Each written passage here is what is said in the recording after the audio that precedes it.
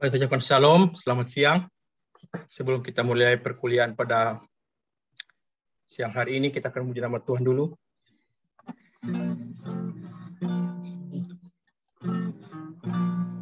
Dalam Tuhan kita bersaudara. Dalam Tuhan kita bersaudara.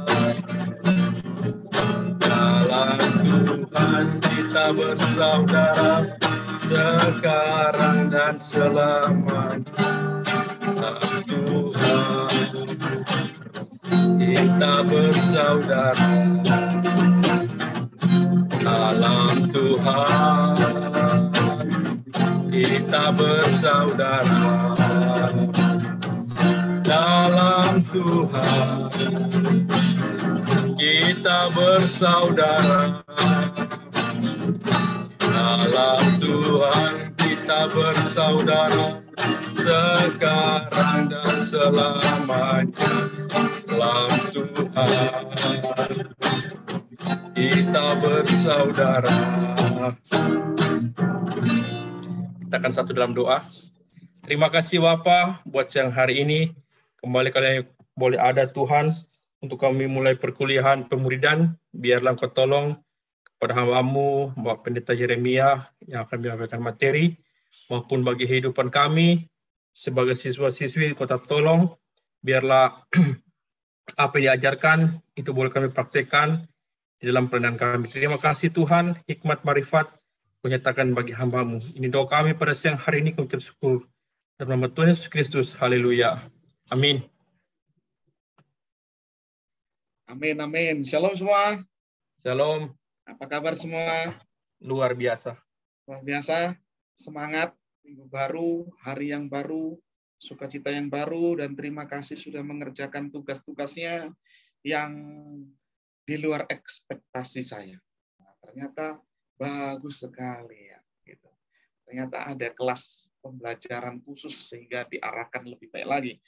Mungkin kemarin banyak pertanyaan yang tak sempat ditanyakan tentang tugas, tapi baik, saya sudah terima, sudah baca, saya sudah memperhatikan. Ya, bagus sekali. Baik, sekarang mari kita lanjutkan lagi. Hari ini kita melanjutkan lagi ya. Hari ini kita akan membagi dua sesi. Sesi yang pertama tentang pembelajaran, lalu yang kedua kita akan masuk kepada praktek yang sudah kita kerjakan kemarin, tugas yang kita kerjakan kemarin. Baik, sekarang mari kita belajar lagi. Jadi ketika kita belajar tentang pengertian menjadi murid Kristus, ingatlah tentang ini ya.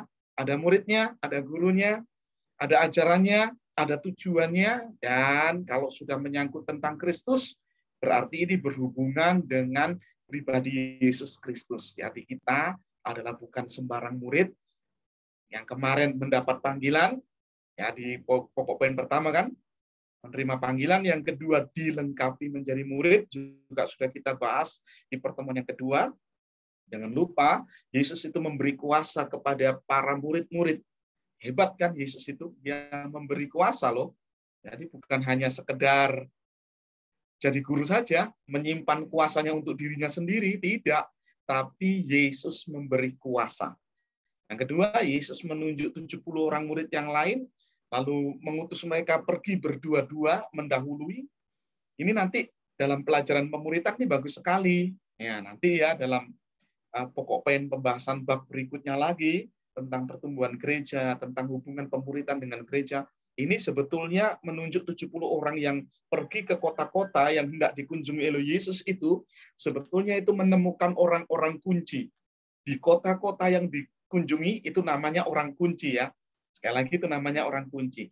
Di kota-kota di mana dua orang murid itu mengunjungi kota itu, lalu ada orang membuka pintu dan menerima kedua murid itu. Nah, itu disebut sebagai orang kunci. Tujuannya apa orang kunci itu?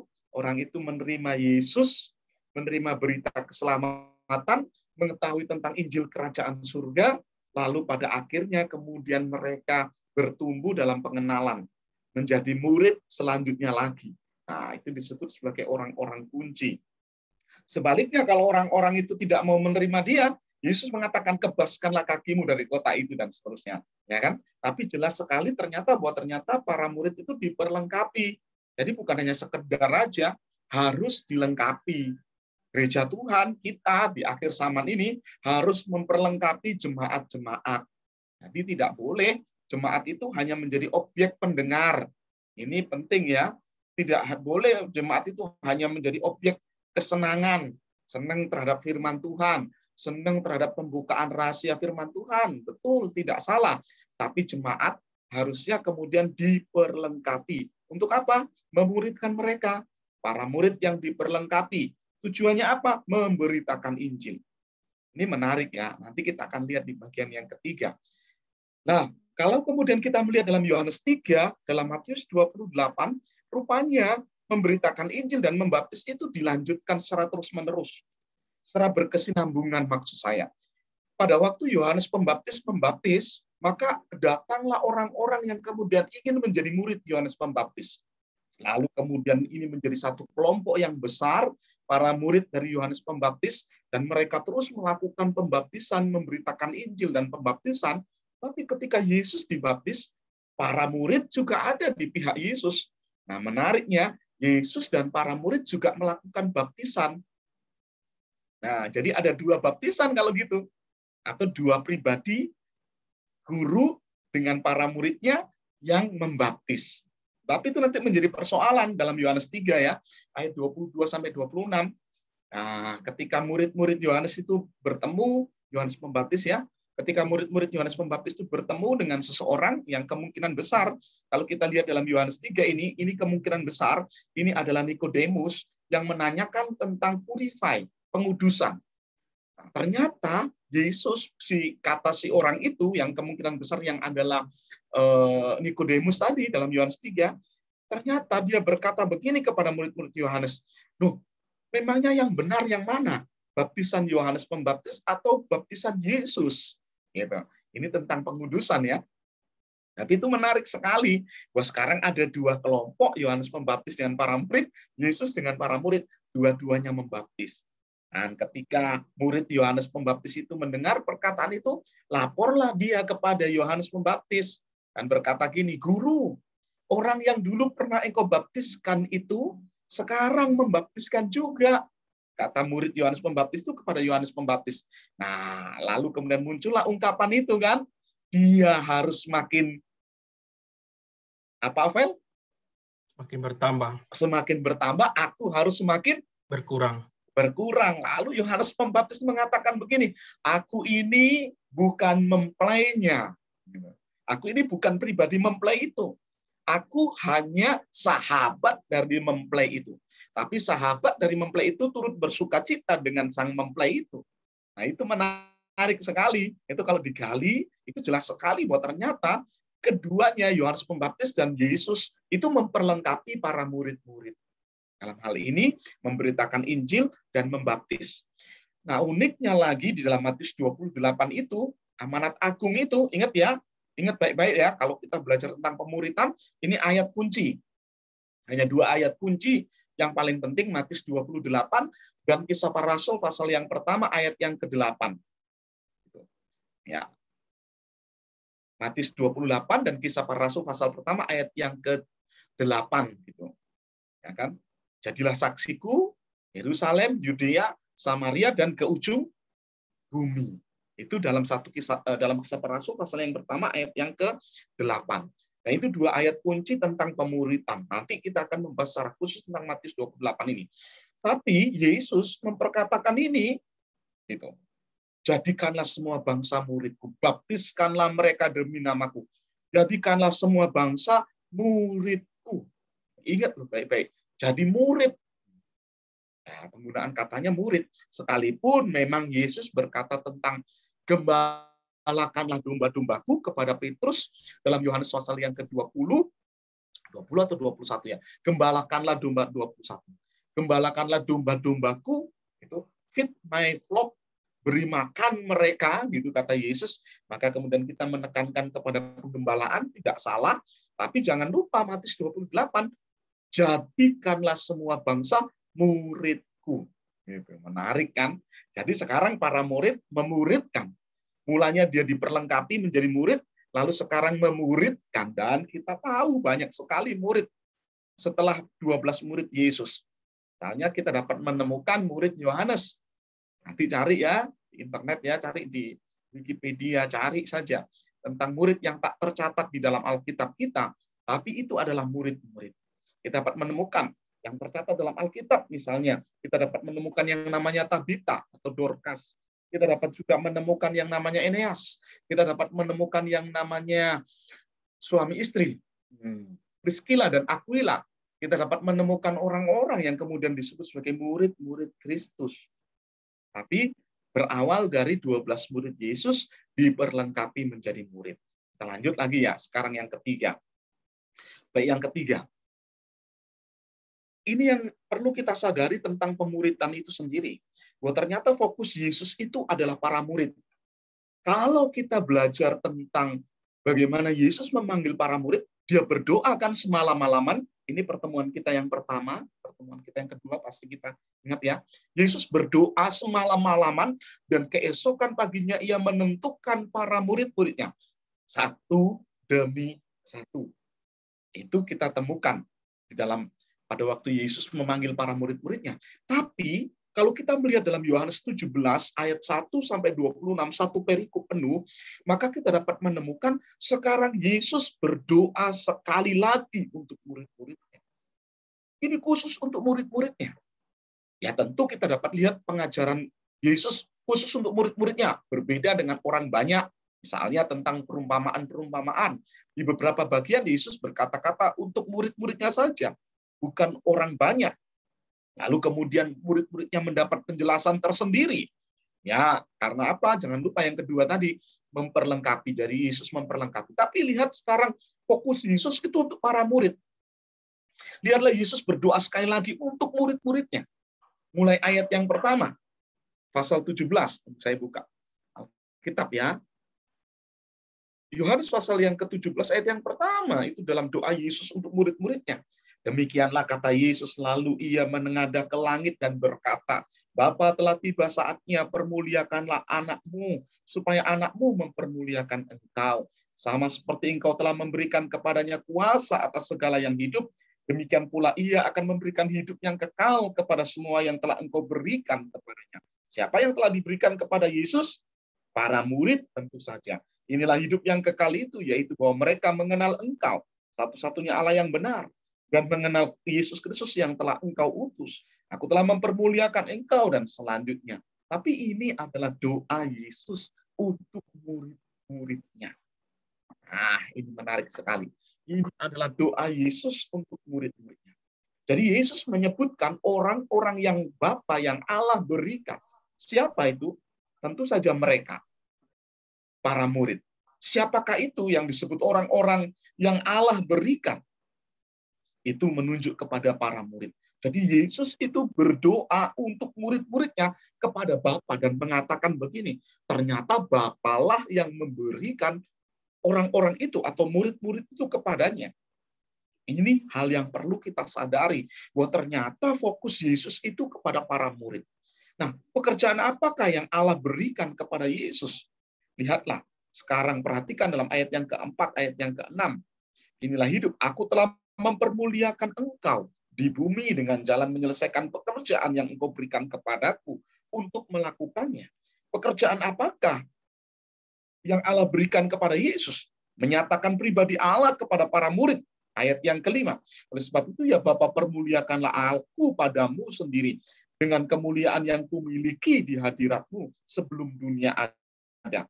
Aku telah menyatakan namamu kepada semua orang. Lagi, jangan salah, kata semua orang ini menunjuk kepada para murid pada waktu itu. Jadi Yesus mengatakan, Yesus telah menyatakan pribadi Allah atau memuliakan Allah kepada para murid-murid. Orang-orang itu siapa? Lagi muncul Yesus mengatakan dalam ayat yang ke-6, yang engkau berikan kepadaku dari dunia. Mereka itu milikmu, dan engkau telah memberikan mereka kepadaku, dan mereka telah menuruti firman-mu. Menarik kan? Jadi inilah para murid. Gitu. Ini kalau kita mau mencari ciri murid, menurut Yohanes 17. Ini jadi tema khotbah tersendiri. Silahkan kalau kita mau menelitinya atau merenungkannya, lalu menjadi tema khotbah kita. Siapa ciri murid? Ternyata murid itu datangnya dari Allah. Nah, ini kalau kita kemudian masuk dalam pelayanan-pelayanan kita, orang-orang yang Tuhan percayakan bagi kita untuk kita layani, mereka adalah para murid-murid. Nah, sekarang saya harus mengatakan, pelayanan apakah itu? Tentu mungkin kita ada yang tidak melayani bergereja atau tidak melayani secara seorang hamba Tuhan. Mungkin ada yang bukan berkecimpung di gereja misalnya. Tetapi bukan berarti saudara tidak dapat memuridkan orang lain untuk menjadi murid Kristus. Juga sama, bukan berarti kita tidak dapat menjadi orang-orang yang menjadi miliknya Allah yang dipercayakan kepada Kristus. Kita semua seharusnya. Artinya sebetulnya ketika kita berkata pemuritan itu tidak berhenti dalam satu posisi. Entahkah kita di dalam gereja, di keluarga kita pun juga dapat memuridkan dan jadi murid Kristus. Menunjukkan tentang ciri-ciri murid Kristus. Di keluarga kita, di tempat pelayanan, mungkin kita bukan seorang pengkhotbah, bukan seorang pengajar, bukan masalah juga. Atau bahkan mungkin kita baru mengenal Tuhan. Bukan berarti saudara tidak jadi murid. Saudara dapat menjadi murid. Mengapa? Karena saudara adalah milik Allah dan Allah mempercayakan saudara kepada pribadi Yesus yang kemudian menjadi miliknya Kristus. Nah, pekerjaan apakah yang Allah berikan kepada Yesus? Menyatakan nama Allah kepada para murid-murid yang sekarang ini. Jadi jelas sekali.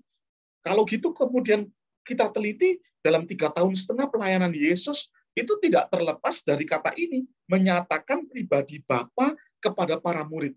Menyatakan nama Allah atau menyatakan keajaibannya, kuasanya, kasihnya, dan segala macam yang berhubungan dengan pribadi Bapa, pribadi Allah itu kepada para murid-muridnya. Minggu lalu kita juga telah merenungkan bagaimana Yesus melibatkan para murid di dalam mujizat. Pada waktu memberi makan 5.000 orang. 5 roti, 2 ikan di tangan Yesus, dan Tuhan Yesus memberkatinya, menengadah ke langit. Sama seperti dalam doa Yesus ini kan, menengadah ke langit dan mengucap syukur untuk 5 roti dan 2 ikan itu kan. Lalu kemudian bukan Yesus sendiri yang membagikan, diberikan kepada murid. Para murid kemudian mentransfernya, mengimpartasikannya. Nah, ini bahasa yang kekinian. Para murid kemudian melanjutkan dari apa yang sang guru itu berikan. Dan ternyata sisa 12. Ini adalah hal yang menarik sekali. Kalau gitu, sebetulnya fokus Yesus itu adalah para murid. Jelaskan sekali lagi, Yesus berdoa sekali lagi. Kapan dia berdoa? Ini kan waktu-waktunya Yesus hendak ditangkap. Kapan dia berdoa? Ini kan saat-saatnya segera tiba, gitu kan? Bahwa Yesus akan ditangkap. Pasal 18 memang mengatakan Yesus kemudian ditangkap kan. Artinya, walaupun memang Injil Yohanes, saya harus jujur mengatakan, Injil Yohanes itu mungkin menuliskannya tidak runtut. Berbeda dengan Injil sinoptik, atau 3 Injil yang pertama, Matius, Markus, Lukas. 3 Injil itu menuliskannya kisah per kisah. Mana yang paling runtut, mana yang paling kronologisnya tepat atau runtut, tentu saja Injil Lukas yang paling runtut kronologisnya. Tentu saja Injil Lukas yang paling kronologis sekali, runtut ya, apa secara berkesinambungan gitu. Kisah 1 ke kisah yang kedua itu masih berurutan dengan baik. Tapi Yohanes itu banyak sekali mencatat tentang ajaran-ajaran Yesus. Karena Injil Yohanes itu kan di bagian akhir dari penulisan untuk menyatakan Yesus adalah pribadi anak Allah gitu. Pribadi Tuhan gitu kan. Injil Yohanes itu kan sebenarnya ingin mengatakan seperti itu kan. Nah, ini kita sudah dapat pelajaran di semester awal, semester 1 kemarin ya, tentang pengantar perjanjian baru, pasti sampai dalam Injil Yohanes. Tapi yang menarik adalah begini, Yesus fokusnya kepada para murid-murid. Apakah cukup seperti itu? Ya, kalau kita membaca dalam pasal 17 Yohanes itu, kata ganti mereka, kata ganti para murid itu lebih dari 50 kali Yesus menyebutkan kata murid-murid. Dan ini menunjukkan tentang pekerjaannya yang berhubungan dengan para murid. Tidak hanya Yesus melakukan mujizat, tidak hanya Yesus melakukan perbuatan-perbuatan yang ajaib di tengah-tengah masyarakat waktu itu, tapi ketika dia berdoa, 50 kali lebih Yesus menyebutkan kata mereka ini. Banyak kali menyebutkan nama mereka itu, menyebutkan kata mereka itu, dan itu berhubungan dengan para murid. Sekalipun pelayanannya itu menyentuh beribu-ribu orang, tetapi ia melatih 12 orang. Ini yang menarik. Sekalipun dia menyentuh beribu-ribu orang, dia bersentuhan dengan banyak orang, dia bersentuhan dengan berbagai situasi, dia melakukan mujizat yang seperti apapun luar biasanya, tapi ia bersentuhan, tapi ia berhubungan melatih 12 orang murid itu. Sekalipun ia menyerahkan nyawanya disalib bagi berjuta-juta orang, tetapi selama 3,5 tahun, Yesus memberikan hidupnya secara khusus kepada 12 orang muridnya itu. Jadi 3,5 tahun itu adalah waktu penggemblengan, adalah waktu perkenalan, waktu untuk mempersiapkan para muridnya. Dan itu fokus Yesus. Sekalipun hanya 12 orang. Itu menunjukkan bahwa jumlah itu tidak penting. Gitu kan. Tapi juga bukan berarti lalu kemudian kita meremehkan sedikit atau besarnya. Enggak. Gereja kita harus, kalau kita harus mengakui bahwa gereja kita harus mengalami pertumbuhan, dan salah satu pertumbuhannya bertambahnya jiwa-jiwa dengan jujur. Dengan jujur itu artinya bukan perpindahan dari gereja satu ke gereja yang lain, ke gereja kita, tapi kita harus melakukan misi penginjilan. Salah satunya praktek adalah di dalamnya adalah pemuritan yang dapat kita gunakan, dimuridkan untuk memuridkan yang lain lagi, gitu kan. Mereka yang sama sekali belum mengenal Tuhan. Tapi yang menarik, 12 orang, 3,5 tahun, Yesus memberikan hidupnya secara khusus kepada 12 orang, dan ini adalah fokus Yesus. Mungkin ada tanggapan sampai di sini. Silahkan, kalau mungkin ingin menanggapi apa yang saya katakan. Silahkan. Saya memberikan jeda waktu 3 menit. Mungkin ada yang ingin menanggapi. Silahkan. Saya kok tidak lihat Pak Bangun ya. Bisa Pak Bangun yang rame ribut. Ya. Ada yang ingin menanggapi? Silahkan. Para senior. Pak Stefanus, Om Stefanus, Pak Wisnu Bakti mungkin. Pitra, silahkan Saudara Pitra memberikan tanggapan tentang hal ini. Silahkan. Atau mungkin baru mendengar apa yang saya katakan ini selama ini. Bahwa ternyata fokus Yesus itu para murid. Ya, dia melakukan mujizat, betul. Ya, dia melakukan banyak sekali keselamatan yang ditunjukkan. Mereka yang terhilang, Sakius misalnya. Perempuan yang kedapatan berbuat zina misalnya. Tapi fokus Yesus itu kepada para murid. Mungkin ada yang menanggapi, silakan. Saya berhenti sedikit. Yo, jangan diam aja loh. Ayo, silakan. Ayo, silakan. Siapa yang ingin menanggapi?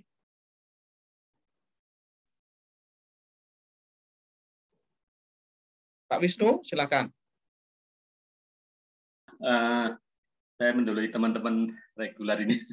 Pak, kalau Tuhan Yesus saya lihat itu beliau waktu mencari murid itu kan seperti Petrus ya contohnya, kehidupannya sebagai nelayan. Ya kalau dipandang orang kan kehidupan yang biasa Pak ya. Nah, terus yang saya mau tanyakan itu untuk mencari murid itu apakah harus orang-orang yang seperti itu, apa caranya itu orang-orang yang kehidupannya di atas dari mereka Pak ya. Jadi apa kita harus bangun hubungan dengan Bapa setelah kita punya keintiman dengan Bapa, kita kan tahu oh kamu harus memuridkan dia. Nah, seperti itu Pak. Terima kasih Pak. Ya, baik. Terima kasih Pak Wisnu. Bagaimana memperoleh murid? Nah, itu intinya gitu. Yesus itu ini sudah kita pelajari di pertemuan pertama atau ya, saya ingat ya. Yesus itu mendapatkan murid itu bukan orang-orang hebat, bukan Superman, bukan orang-orang terbaik bahkan. Pak Wisnu. Yesus itu bukan orang-orang yang dicari murid, itu bukan orang-orang yang lengkap, yang hebat. Bahkan kita tahu kan, sekalipun sudah jadi murid Yesus pun masih ada juga yang nakal kan. Ya, ada yang pencuri kan. Apa itu? Yudas Iskariot kan, mencuri kas. Rupanya Yudas Iskariot itu bendahara. Maka jadilah bendahara yang baik itu. Nah, ngomong tentang bendahara, jadilah bendahara yang baik itu. Karena itu kalau sudah menyangkut uang itu tantangannya besar. Nah, Yudas Iskariot itu ternyata pencuri gitu. Kita dapat menemukan. Tapi kok aneh? Kenapa Yesus? Saya kan selalu mengatakan begini, bahwa Yesus itu tidak mencari yang hebat, tidak mencari yang luar biasa. Tapi Yesus itu memperlengkapi mereka. Tapi Yesus itu terbeban atas kehidupan mereka. Yesus sangat terbeban kehidupan mereka. Ini yang paling penting ketika kita belajar. Bahkan kalau kita mau jujur, kita itu siapa? Sebelum kita menjadi orang percaya, kita menjadi seorang pelayan di gereja, kita menjadi seorang pendeta, kita menjadi seperti hari ini, saya misalnya, saya menyebut saya itu siapa? Kalau bukan karena kemurahan Tuhan, saya itu kan nol. Hidup saya itu sebelum ditangkap oleh Tuhan, kan hidup saya itu nol. Gitu. Gak ada apa-apanya, tidak punya apa-apa, tidak memiliki apa-apa. Ya sekarang pun saya harus mengakui saya juga seperti itu, masih nol juga. Tapi saya ingin mengatakan begini, ketika Allah memanggil hidup kita itu, justru karena kita yang tidak punya apa-apa itu. Jadi Tuhan itu mencari kita bukan karena apa-apa, karena kita ada apa-apanya, tapi karena kita tidak ada apa-apa. Gitu. Kalau kita tidak ada apa-apanya, maka kita diperlengkapi supaya kita ada apa-apanya. Tapi ada apa-apanya itu miliknya Tuhan yang mencari hidup kita. Nah, ini bahasa yang lebih susah lagi. Antara tidak ada apa-apanya dengan ada apa-apanya. Saudara, seperti itu. Kita itu nol sebetulnya. Nah, Kristus sendiri adalah, ya, kalau kita mau hitung ya, ini saya belajar. Kalau ini saya jujur, saya harus mengatakan, ini pembelajaran yang saya dapatkan dari seorang pengkhotbah yang terkenal, Benny Hinn. Ketika dia menceritakan panggilan hidupnya, sama dia mengatakan saya itu nol, ya kata Benny Hinn, seorang pendeta yang sangat luar biasa ya. Lalu kemudian dia membuat sebuah pembelajaran tentang penginjilan dalam bentuk CD begitu, dan itu bagus sekali, ada film-film di dalamnya. Saya belajar, bahkan saya mengajarkan tentang itu. Tapi menarik, dia mengatakan gini, kita itu nol. Sedangkan Yesus itu mesti nomor 1 di depan hidup kita. Lalu dia mengatakan gini, dia memberikan ilustrasi seperti ini. Kalau 0, itu nggak ada angkanya. Tapi kalau ditaruh angka 1 di depannya, maafkan. 1 di depannya, ya kan? Jadi 10. Kalau ditambah lagi 0 di belakangnya lagi jadi 100. Kalau ditambah lagi 0 lagi di belakangnya jadi 1000. Kalau ditambah 01 lagi 10.000. Kalau ditambah 01 lagi 100.000. Tapi biarpun 0 itu berjajar-jajar sampai triliun, kalau satunya itu tidak ada, bagaimana Pak Wisnu?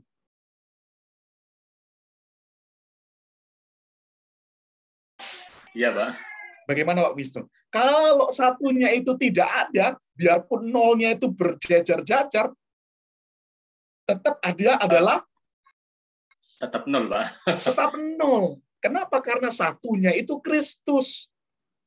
Nah, itu saya dapat pembelajaran ketika belajar kenapa Yesus memilih orang-orang yang sederhana, orang-orang yang tidak memiliki apa-apa kemampuan.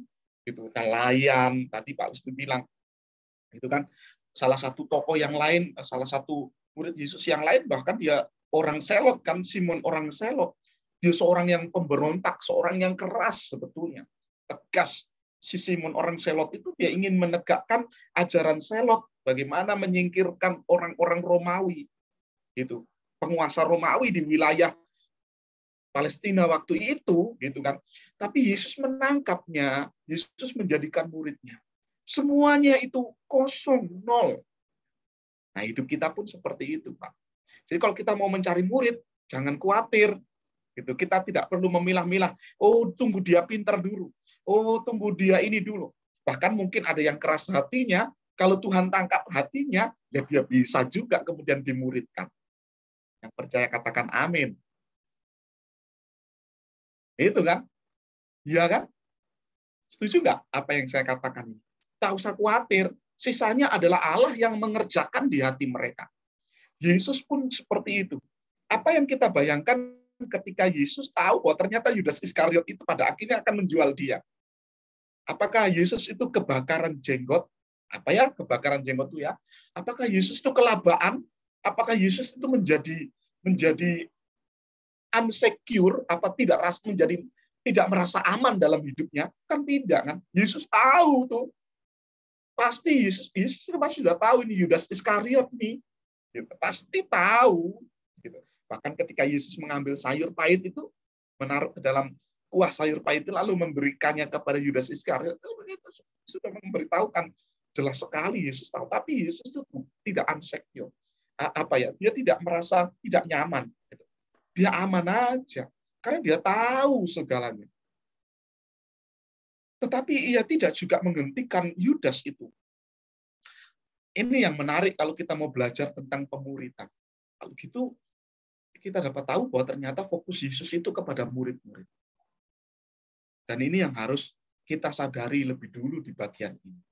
Mungkin ada lagi yang ingin menanggapi, silakan. Ada yang ingin menanggapi? Kalau tidak ada, kita lanjutkan ya. Bagaimana? Bapak Fitra, silakan mungkin. Atau Bapak Stefanus, siswa-siswa reguler, Ariel, silakan mungkin ada yang ingin menanggapi. Tidak ada? Adiel? Tidak? Oke. Urbanus, tidak? Tidak ada, Pak. Nggak ada. Ya ada. Kamu di mana ya itu, Urbanus, kok terang sekali ya kamu? Nampak bercahaya lah kamu lah. Mantap. Angelin? Ada? Belum ada, Pak. Oke ya. Saya anggap kita sudah tahu semua ya sampai di bagian ini. Jadi fokus Yesus itu para murid. Lanjut lagi. Nah, itu tadi fokus Yesus adalah para murid. Nah, sekarang yang keempat, akhir pelayanan Yesus di bumi itu justru merupakan awal pelayanan para murid. Nah, ini yang menarik gitu loh. Kalau kita mau mengatakan belajar tentang menjadi murid Kristus, justru di akhir pelayanan Yesus di bumi itu adalah awal pelayanan para murid. Sekarang coba kita pikirkan pada waktu Yesus ditangkap, disalibkan, dianiaya, disalibkan, mati, dikuburkan, pada hari yang ketiga bangkit. Nah, sekarang apa yang kita pikirkan tentang Yesus yang menampakkan dirinya kepada para murid? Berapa hari Yesus menampakkan dalam tubuh kebangkitannya, menampakkan diri? Silakan, mungkin ada yang jawab. 40 hari, Pak. 40 hari. Yesus menampakkan diri. Lalu gunanya apa Yesus menampakkan diri kepada murid-muridnya? Ada yang bisa jawab? Silakan. Kita bisa diskusi. Ari, apa kabar Ari? Baru kali ini saya baru lihat videomu nih. Ari, ayo Ari. Maafkan saya tadi nggak perhatikan. Menurut kamu gimana Ari? Pertanyaan ini Ari. Apa yang kita pikirkan tentang Yesus yang menampakkan dirinya kepada para murid? Ini itu Pak ya, Pak. Setelah Tuhan Yesus mati ini Pak, menampakkan diri. Ya toh, setelah Yesus bangkit, bukan mati. Setelah Yesus dibangkitkan lalu menampakkan diri. Kalau menurut saya Pak, yang saya pikirkan guna Yesus menampakkan diri kepada para murid itu supaya para murid itu percaya bahwa dalam Yesus hanya ada kebangkitan. Ya. Selain daripada itu tidak ada kebangkitan. Karena kalau Yesus tidak menampakkan diri kan para murid sendiri kan juga tidak akan percaya. Kalau yang sudah Tuhan Yesus pernah katakan kalau aku nanti juga akan bangkit gitu. Maksudnya aku nanti akan mendahului kalian gitu. Ya, baik, supaya para murid percaya. Baik, ada lagi? Ya, silakan. Yang lain? Jawaban yang lain? Berbeda? Boleh? Hampir mirip? Pokoknya yang penting harus bisa menjawab. Yesus menampakkan diri kepada murid-muridnya. Apa yang kita pikirkan? Yo, yang lain? Saya Pak, Ya, Kurnia. ini Pak menunjukkan bahwa Tuhan itu betul-betul hidup gitu Pak. Jadi bisa dilihat begitu, bisa dia dilihat dengan mata murid-muridnya gitu Pak. Itu Pak saya Pak. Betul, sama, baik. Betul juga, tidak salah. Lanjut lagi. Tapi coba sekarang kaitkanlah dengan pelayanan para murid. Untuk memberitakan Injil. Gideon apa? Memberitakan Injil. Maaf, Ovel, maafkan saya harus terus memanggil dengan panggilan yang tepat. Ovel, gitu. Adiel, gitu. Kurnia, tetap Kurnia. Arif. Oke, untuk memberitakan Injil, baik. Lanjut lagi, siapa lagi? Saya Pak. Siapa ini? Ayo, Adiel. Kalau saya Pak, Tuhan menampakkan diri kepada murid-muridnya selama 40 hari itu untuk mengajarkan mereka tentang kerajaan Allah, Pak. Betul juga, nggak salah. Lanjut. Apa lagi? Tapi coba gini, Urbanus, sebelum kamu jawab, coba pikirkan baik-baik ini. Kenapa ya Yesus nggak menampakkan diri kepada imam-imam kepala, tidak menampakkan diri kepada Herodes, tidak menampakkan diri kepada Pilatus, gitu. Tapi kepada murid. Kenapa? Nah, itu silakan Urbanus. Kalau menurut saya Pak, Tuhan Yesus menampakkan diri kepada murid-muridnya, yaitu untuk mengembalikan kepercayaan murid-muridnya Pak, yaitu untuk meneguhkan kesaksian para murid-murid tentang dirinya yang di Lukas 24 itu Pak. Nah, ini sudah mulai mengarah nih Urbanus. Bagus. Jadi rupanya Yesus menampakkan diri kepada murid dalam tubuh kebangkitan ya. Kita harus mengatakan tubuh kebangkitan. Sebelum kita jauh melangkah, coba kita pikirkan ya. Ini tubuh kebangkitan loh. Ini bukan setan, ini bukan hantu. Ingat loh baik-baik ya. Nanti kalau kalian menjadi pendeta lalu mengajar firman Tuhan, ingat loh.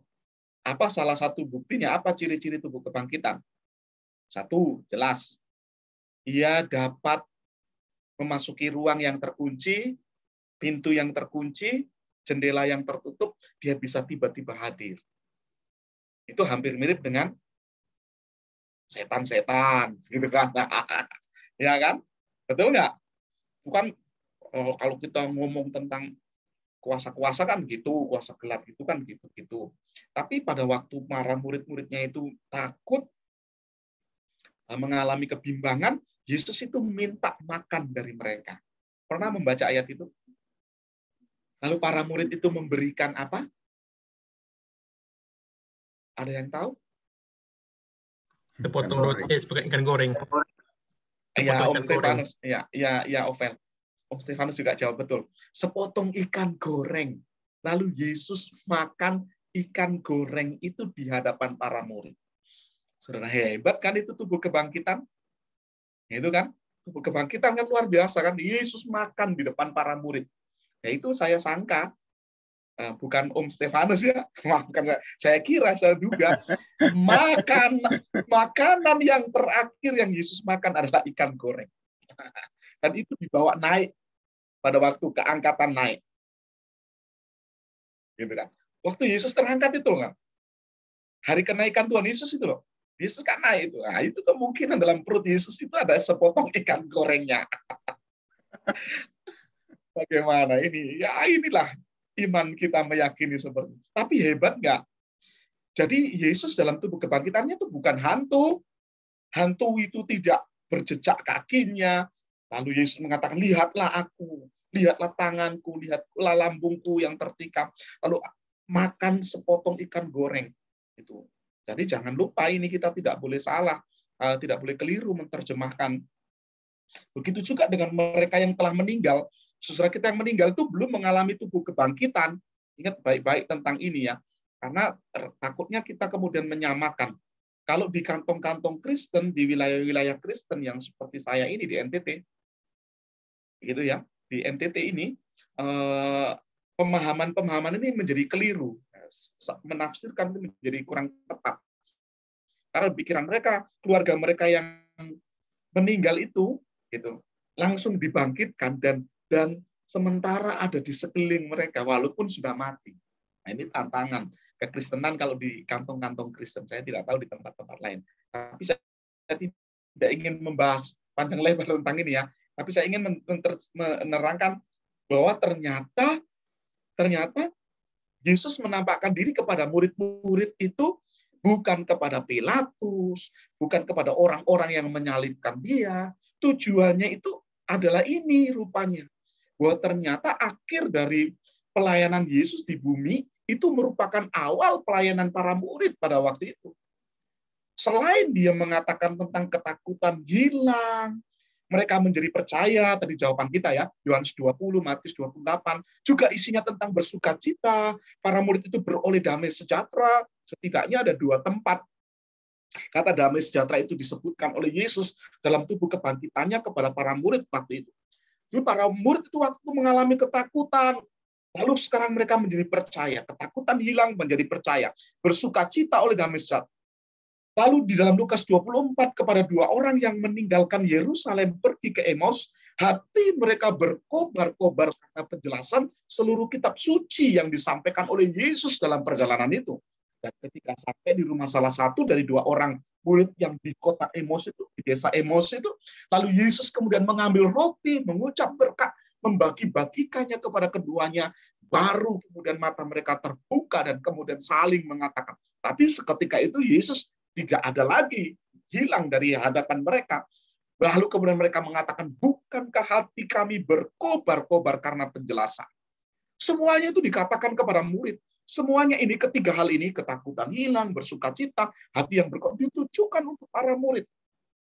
Yesus tidak tertarik untuk dalam tubuh kebangkitannya menghampiri Pilatus.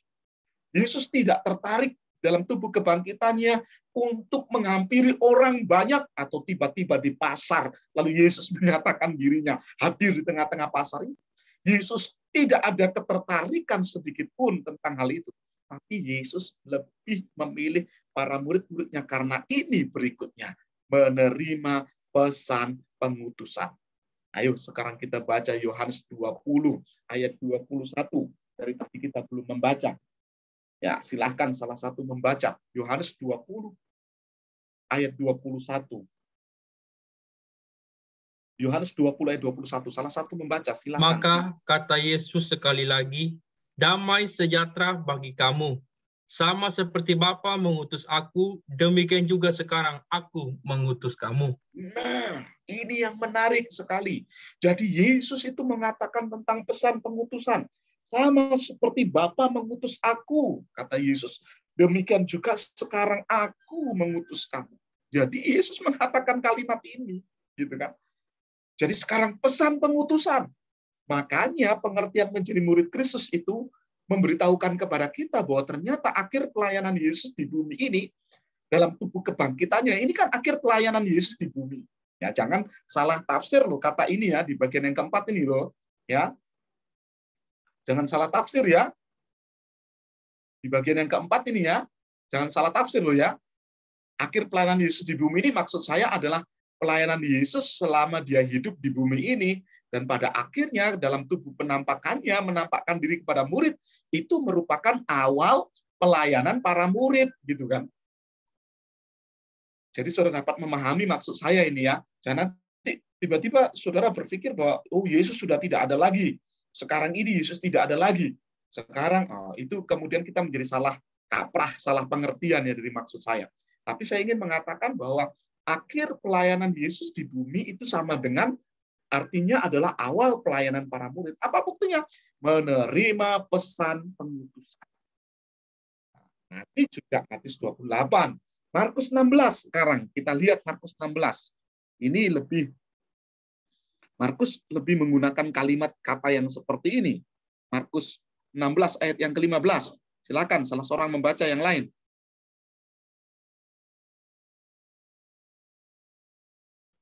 Lalu ia berkata kepada mereka, pergilah ke seluruh dunia, beritakanlah Injil kepada segala makhluk. Beritakanlah Injil kepada segala makhluk. Nah, ini kalau diterjemah atau ditafsirkan atau dimengerti, wah ini luar biasa. kepada segala makhluk, pergilah ke seluruh dunia. Beritakanlah Injil. Ini pesan Yesus loh kepada para murid-murid. Ayat 16. Siapa yang percaya dan dibaptis akan diselamatkan, tetapi siapa yang tidak percaya akan dihukum. Lihatlah kata ini, siapa yang percaya dan dibaptis akan diselamatkan. Ini adalah pesan pengutusan kan. Beritakanlah, baptiskanlah mereka, ajarlah mereka. Itu Matius 28.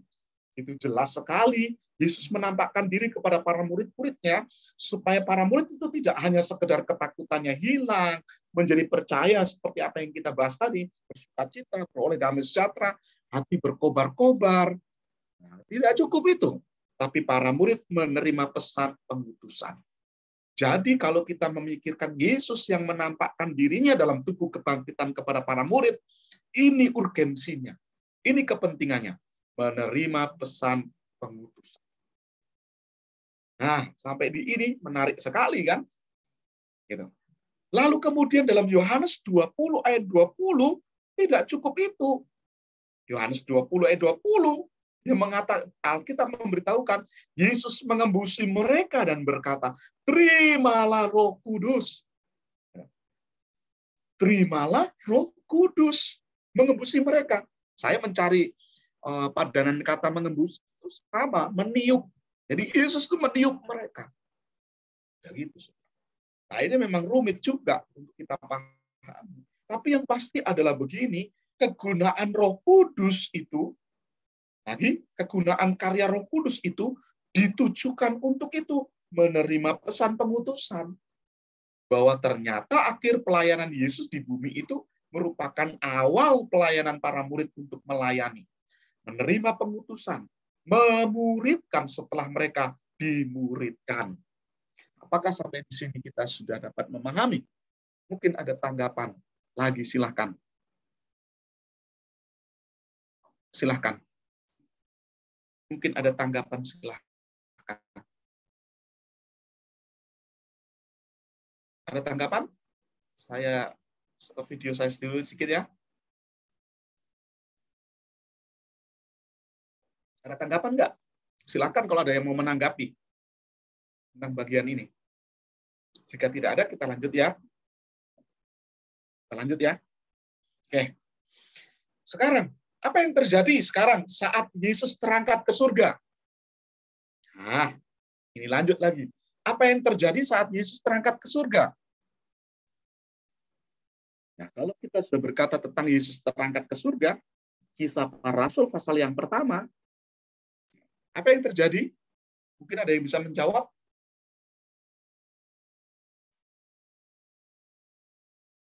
Berhubungan dengan para murid, apa yang terjadi?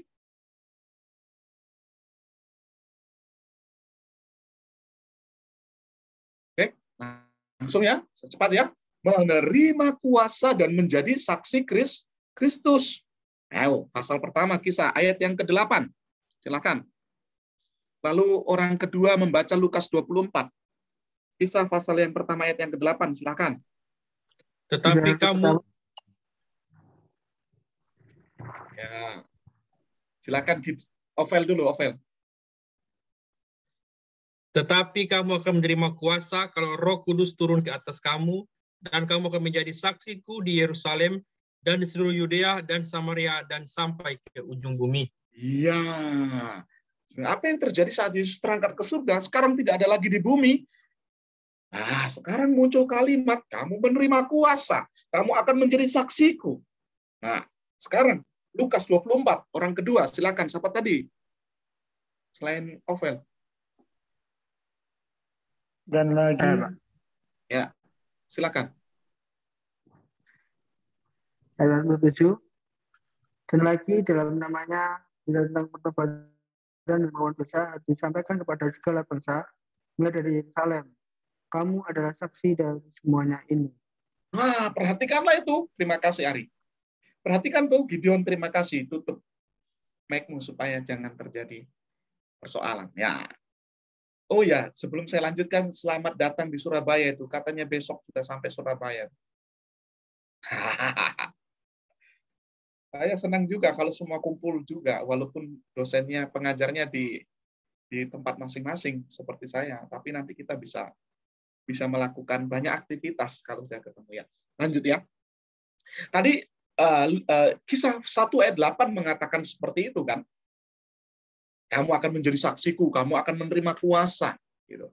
Menjadi saksiku. Sedangkan Lukas pasal 24 itu memberitahukan kepada kita, Lukas 24 itu dia memberitahukan kepada kita begini, ayat yang ke-47 mengatakan seperti ini, dalam namanya berita tentang pertobatan dan pengampunan dosa harus disampaikan kepada segala bangsa, mulai dari Yerusalem. Sama. Lalu 48 mengatakan begini, kamu adalah saksi dari semuanya. Nah, apa yang terjadi saat Yesus terangkat ke surga? Para murid menerima kuasa dan menjadi saksi Yesus. Menjadi saksi untuk apa? Menjadi saksi dari berita kebangkitannya. Kisah para Rasul itu pasal yang pertama ayat yang ke-21, 22. Kisah pasal yang pertama ayat 21, 22. Isinya apa? Menjadi saksi dari berita kebangkitan Kristus. Ayat 21 ini sebetulnya tentang pergantian Matias yang dipilih menggantikan Yudas Iskariot karena Yudas Iskariot sudah mati dan menjadi murid yang gagal sebetulnya.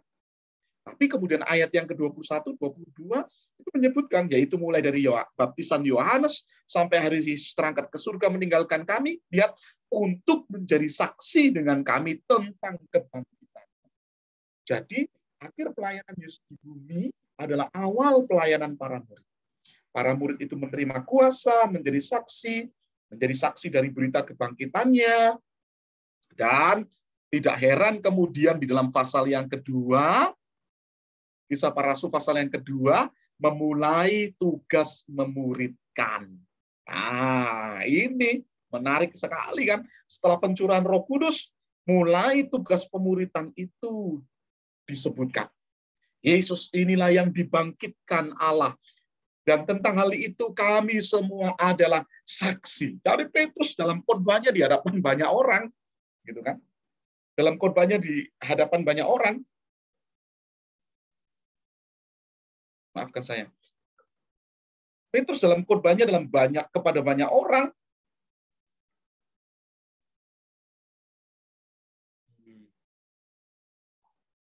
Kepada siapa aja? Orang-orang siapakah mereka itu?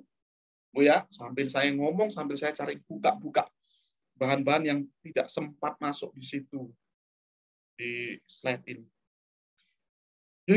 Petrus mulai berkhotbah dan mengatakan seperti itu. Wah, menarik sekali. Gitu kan? Kepada siapakah mereka itu? Bentar ya. Orang-orang dari manakah mereka itu? Orang Yahudi. Orang Yahudi. Mana lagi? Ini tepatnya. Tunggu. Saya share lagi. Ini tepatnya. Petanya. Ini. Bayangkan. Mereka semua yang pergi ke Yerusalem. Yang biru itu laut ya. Ini saya buat sendiri nih. Yang biru itu laut. Bukan buat sendiri gambarnya. Tapi mewarnainya itu. Laut Hitam, Laut Tengah, Kreta, Pulau Kreta. Nah, di situ. Lihat, semua orang dari mana? Disebutkan mulai dari Partia, Media, Elam. Disebutkan lagi. Dari tempat-tempat mana? Dari tempat-tempat kota-kota ini, daerah-daerah ini, semua berdatangan. Munculkan di layar ya. Kelihatan kan petanya? Tolong berikan tanggapan. Halo? Kelihatan, Pak, kelihatan. Iya, Pak. Kelihatan. Besar ya. Ya, bagus. Saudara, bayangkan mereka semua pergi. Mereka semua sampai ke Yerusalem ini. Semua ini orang-orang ini. Rencananya kan mereka melakukan ibadah Pentakosta menurut tradisi Yahudi kan. Mereka mau merencanakan itu kan perayaan tuh festival. Tapi ternyata di salah satu loteng di Yerusalem itu terjadi kepenuhan Roh Kudus. Dan orang-orang yang dari daerah-daerah ini datang menyaksikan. Dan uniknya mereka kemudian menjadi orang-orang percaya. Nah, Kisah pasal yang kedua itu memberitahukan seperti itu. Ketika Petrus berkhotbah kepada orang-orang ini, Ya, kepada mereka. Dan uniknya, jangan salah, ketika mereka berbahasa roh, berbahasa lidah, maafkan saya lebih tepatnya berbahasa lidah, itu mereka berbahasa hetero, apa ya, dalam Alkitab yang lebih tepat itu, hetero berbahasa beda. Sebentar ya, saya keluar lagi dari sini.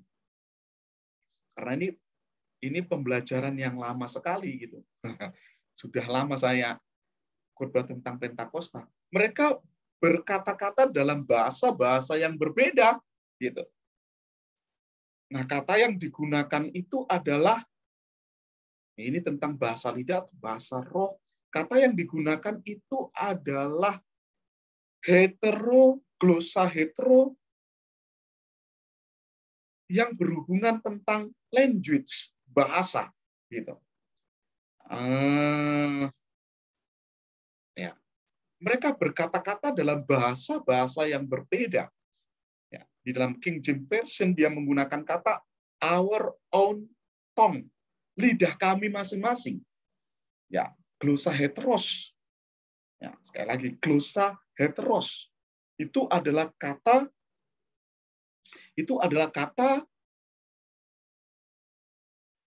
dialek atau dialektos. Nah, itu tadi aja paling gampang. Itu adalah dialektos, adalah kata-kata. Dialektos dalam bahasa-bahasa kami itu digunakan untuk merujuk tentang keadaan di mana orang-orang itu, para murid itu, ya, para murid itu, Petrus itu dalam khotbahnya untuk berkata-kata tentang kebangkitan Kristus, dan mulailah para murid melakukan tugasnya, melakukan pemuridan berikutnya lagi. Nah, sampai di sini mungkin ada pertanyaan, silahkan. Mungkin ada yang ingin bertanya lagi, silahkan. Kalau tidak ada yang bertanya,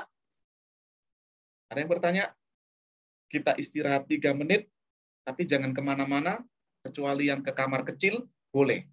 3 menit, karena sekarang 14.57, tepat, maafkan saya itu jam Indonesia Tengah ya. 3 menit silahkan istirahat.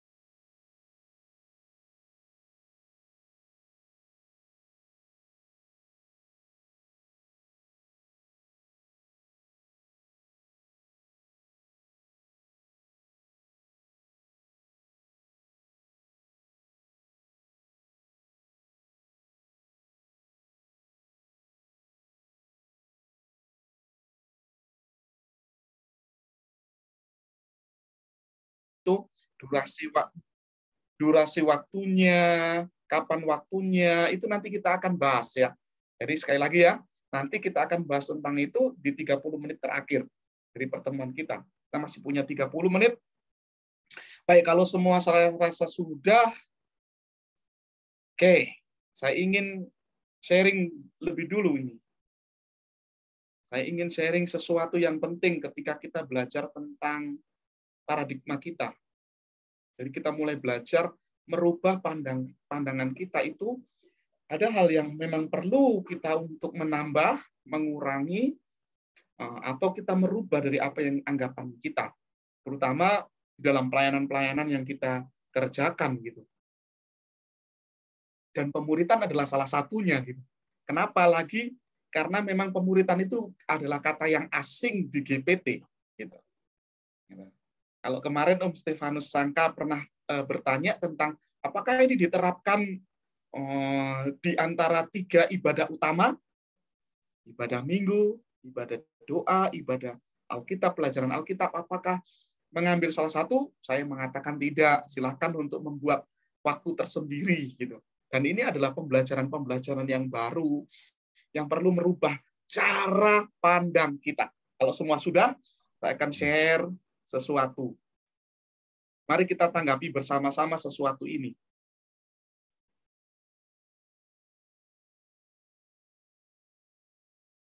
Om Stefanus mungkin mau menyampaikan sesuatu, silakan. Tidak, saya cuma aminkan tadi yang dikatakan. Oh ya. Jadi tidak menggantikan loh Om 3 kali ibadah itu, tapi justru kita menambahi. Nah, di situ kita dapat menemukan pemuritan. Kalau sudah, ayo sekarang lihat lalu berikan komentarnya. Saya memberikan kesempatan kita untuk memberikan komentar. Apakah layar semua gelap? Ovel, gelap ya layar? Belum, Bapak masih kelihatan. Oh, sorry. Berarti saya harus share dulu. Oke. Nah, sekarang? Oke. Apa yang kita lihat ini? Kodok. Kata. Kodok. Tapi saya bilang ini kuda.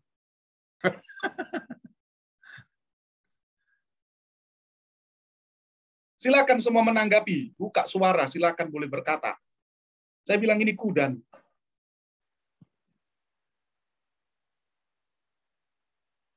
Yang sudah menemukan kuda, angkat tangan. Urbanus sudah ketemu? Sudah. Ovel ketemu? Ya Pak, ketemu kuda Pak. Udah ketemu? Hah? Iya. Om Stefanus ketemu? Tidak. Pak Wisnu ketemu? Kalau dari atas, lihatnya dari atas laptop saya. Samping sana. Sekarang kepalanya dimiringkan ke kanan.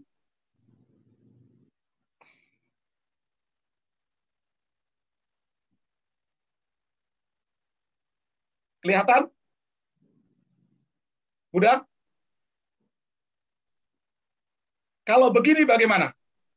Itu dia. Tapi kalau begini bagaimana? Loh, sama sekali enggak ada model kuda ini. Jadi ini sebetulnya kan kuda.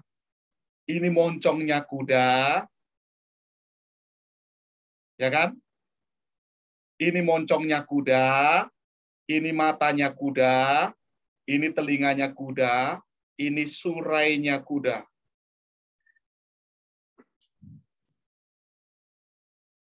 Betul atau tidak?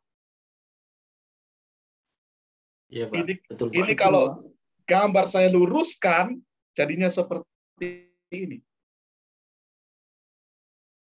Tapi sama nggak ini? Satu gambar atau tidak? Satu gambar. Beda. Satu gambar, tapi cara pandang kita berbeda. Betul nggak? Sudut pandang kita itu berbeda. Tapi sebetulnya itu satu. Tapi cara pandang kita itu berbeda. Bagaimana Om Stefanus? Oh, rupanya tadi kepala kuda ya. Kepala kuda itu Om. Haleluya. Kepala kuda. Nah, ya, tapi ketika kita memiringkan kepala ke kanan tadi, gitu kan? Baru kelihatan itu kepala kuda. Gitu kan? Ini kan kodok memang. Nah, tapi memang dia kodok. Sebetulnya ini adalah kodok dan kepala kuda. Oh iya. Puji Tuhan, Om Stefanus dapat memahaminya. Iya. Nah, ini adalah cara pandang kita sebetulnya. Sebetulnya sama. Tapi karena kita melihat dengan cara pandang yang berbeda, jadi kelihatan beda. Tolong Bapak Yeremia ulang yang ini dia. Oh iya ya. Iya kan? Ini kan gambarnya sedang begini. Kalau saya geser gambarnya begini, ya inilah yang muncul. Iya, Betul cara atau pandang. betul? Ini Terima cara kasih. pandang kita, Om. Nah, kadang-kala kita itu keliru karena kita merasa cara pandang kita itu sudah satu aja, padahal belum tentu. Gitu. Itu yang mesti kita harus belajar untuk melihat cara pandang kita. Kalau udah tahu ini, ada kan? Udah lihat ini kan? Ini kuda ini. Tapi kodok juga. Mana yang benar kalau gitu, kuda atau kodok?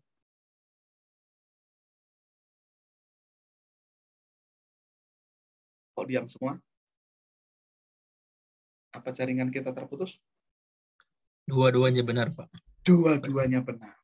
Tinggal bagaimana sudut pandang kita untuk melihatnya. Oke, sekarang saya ajak lihat untuk gambar yang beda lagi nih. Ini kita mesti memperluas pandangan kita. Ini namanya paradigma zooming, melihat lebih luas lagi. Yuk kita lihat sama-sama. Ini gambar apa nih? Silahkan buka, silahkan langsung ngomong aja. Kira-kira ini gambar apa? Jawab aja, salah nggak apa-apa, benar. Udah jangan kepalanya dimiring-miringkan lagi. Sekarang nggak ada gambar kepala miring, lurus terus aja lihat. Ketawa semua. Ini sebetulnya paling bagus kalau kita tatap muka itu ketemu pembelajaran itu lebih enak lagi. Dari kita bisa langsung praktek. Tapi nggak apa-apa. Gini. Adiel, gambar apanya Adiel? Ayo silakan suara kalian. Ari, silakan ngomong.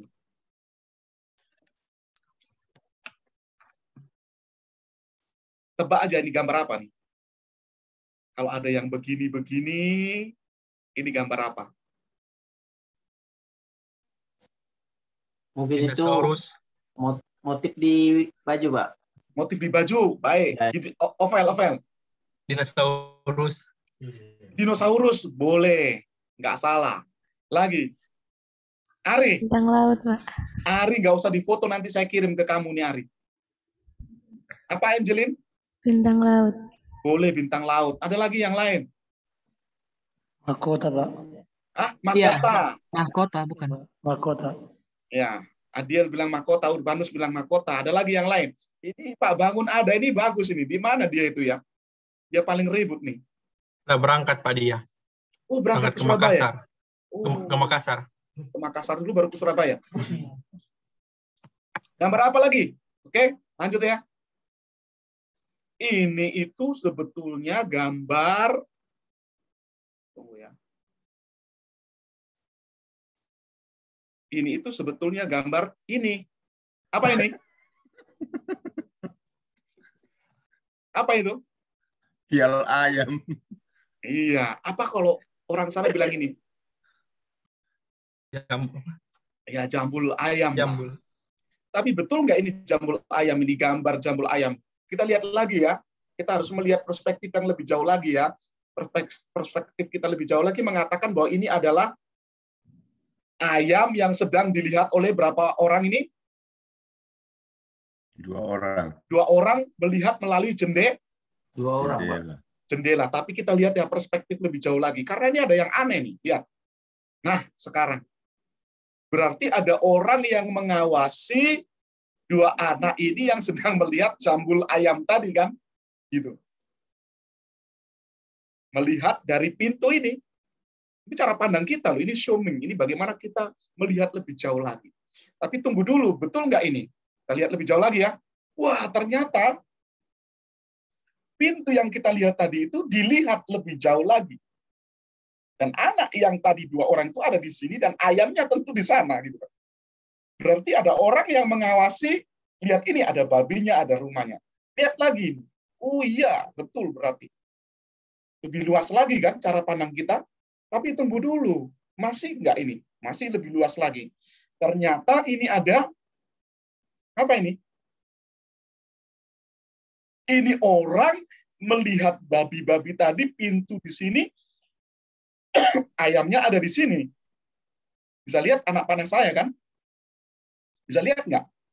Jadi ini orang melihat seperti itu. Tapi tunggu dulu, betul nggak ini orang itu melihat? Ternyata ini anak perempuan yang melihat. Tapi tunggu dulu, di sini ada tanda-tanda tertentu ini. Ada tulisan toys-nya di sini. Ini. Berarti ini mesti dilihat lebih jauh lagi. Ternyata ini adalah gambar yang dipegang oleh tangan. Ini kan tangan yang memegang gambar. Sedangkan anak ini tadi melihat tadi pintu, 2 orang anak, lalu ayam jago dan jambul ayam jago tadi. Tapi ini orang ini melihat nih, tangannya memegang gambar ini. Ternyata si pemegang gambar ini tadi adalah anak yang sedang tertidur. Lihat kan lebih luas lagi? Lihat nggak lebih luas lagi? Tapi tunggu dulu, betulkah anak ini tertidur? Tertidur di mana kira-kira ini? Udah ada gambarnya begini, ada besi tiang besinya gini. Di mana ini? Kolam renang. Kolam renang. Atau mungkin yang lain ini. Ini seperti kapal. Kapal pesiar. Kapal pesiar. Betul, nih mulai kelihatan kapal pesiar. Bayangkan tadi, jambul ayam, ayam jantan, 2 orang anak yang lihat ayam jantan, pintu, anak perempuan yang melihat tadi, ternyata itu gambar yang dipegang anak yang sedang tertidur di atas kapal. Gitu kan. Tunggu dulu, masihkah ini? Oh, betul, di atas kapal ini. Tapi tunggu dulu, betul nggak ini kapal? Mari kita lihat lebih jauh lagi. Ya, ternyata ini kapal, tapi tunggu dulu. Ternyata ini masih bisa di-zooming lebih jauh lagi. Ternyata kapal itu adalah gambar yang menempel di apa ini? Bis. Sebuah bis.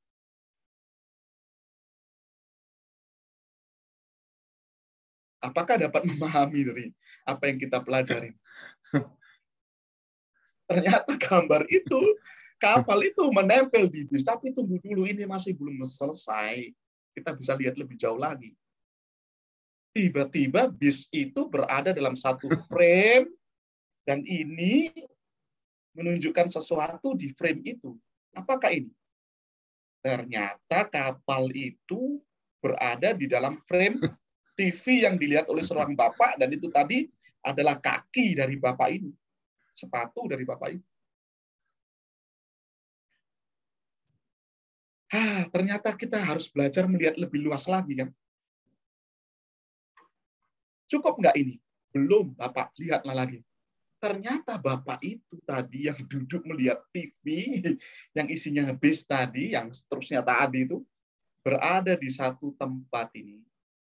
Lihat ini, ada bulatan-bulatan di ujung-ujungnya dengan bawahnya ini, yang adalah perangko.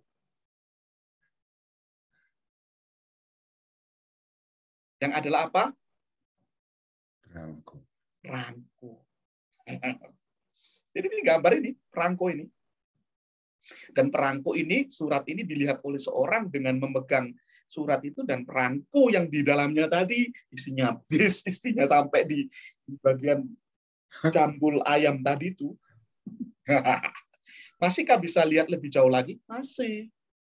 Ternyata perangko ini dipegang oleh Pak Pos. Ini. Suratnya dipegang oleh Pak Pos. Orang yang melihat Pak Pos sedang memegang surat itu berarti ada orang lain yang dapat melihat. Lebih luas lagi nggak bisa? Bisa lebih luas lagi, Pak. Ternyata orang ini naik pesawat melihat ke bawah, Pak Pos itu sedang memegang surat yang perangkonya isinya tadi. Masih nggak bisa dilihat lagi? Ternyata ada orang lain lagi yang bisa lihat ini, pilot ini. Lihat, ada pesawat berikutnya di samping pesawat ini. Melihat lebih luas lagi, lebih luas lagi, lebih luas lagi, lebih luas lagi, bahkan bumi kita yang kecil. Siapa yang paling bisa melihat bumi kita yang kecil? Tentu saja pribadi itu Tuhan. Well, oke, sampai di situ kita dapat belajar apa? Kan gitu kan? Pembelajaran apa yang kita dapatkan? Silahkan memberikan penyampaiannya. Kalau menurut saya, Pak, Ya, Ari.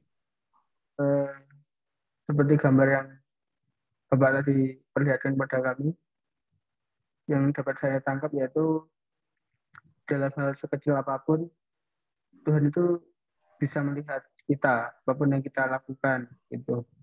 Ya, Jadi Tuhan selalu mengawasi kita juga, Pak. Gitu. ya keren. Oke, ada lagi? Silakan yang lain. Silakan yang lain. Ayo berikan tanggapan bahwa ternyata berikutnya lagi hikmat yang kita dapatkan bahwa ternyata apa yang kita ketahui itu terbatas. Kadang-kala kita merasa ini yang paling hebat, ini yang paling tepat, padahal masih belum, masih bisa dilihat dari sudut yang lain. Masih lebih luas lagi. Makanya kita itu tidak boleh berhenti merasa cukup untuk sesuatu. Kita masih mau belajar lagi. Kita masih mau mengerti lagi. Mengerti terus-menerus.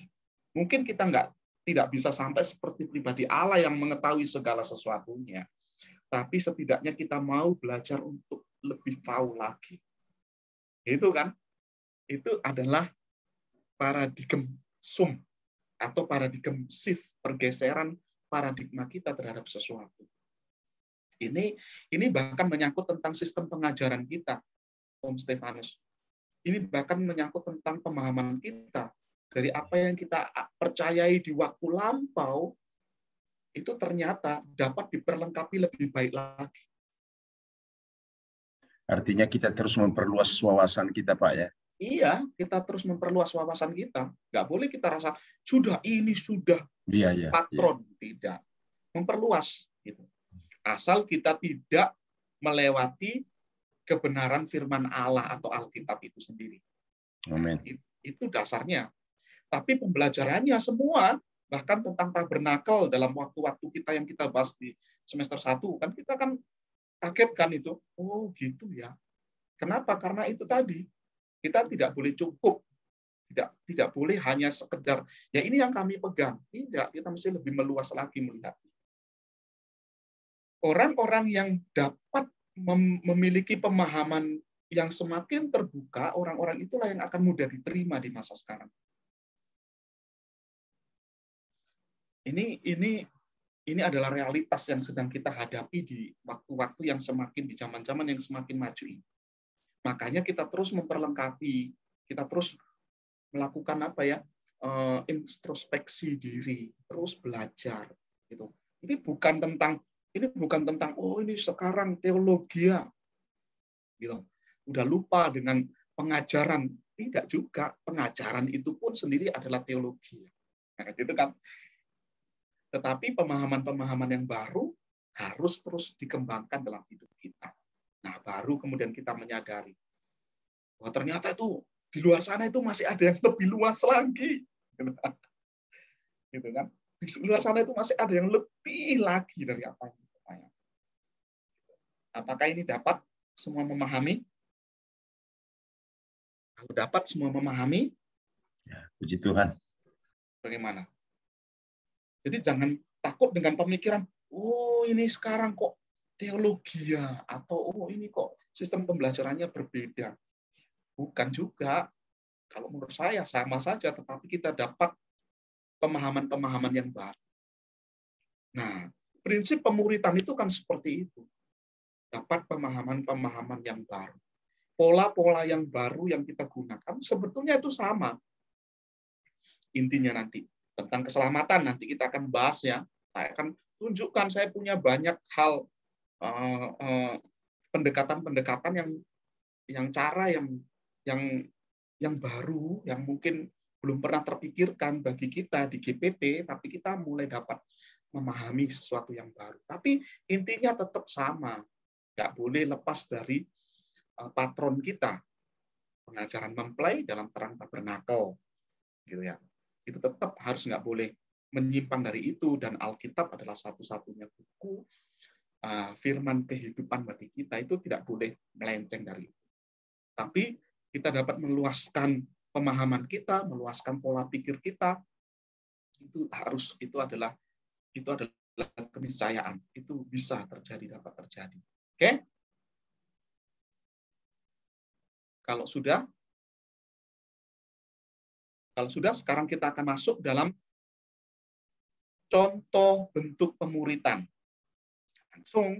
Jadi saya ingin pengetahuan kita itu bukannya sekedar pengetahuan. Ya kita tahu lah, tadi saya sudah menyebutkan bahwa ternyata akhir pelayanan Yesus itu adalah awal dari pelayanan para murid. Ya, kita tahu. Sekarang waktunya kita praktikal tentang contoh bahan pemuritan. Oke, sekarang saya sudah mencatat ada 7 siswa, ya, 7 siswa, dan saya sedikit menuliskannya.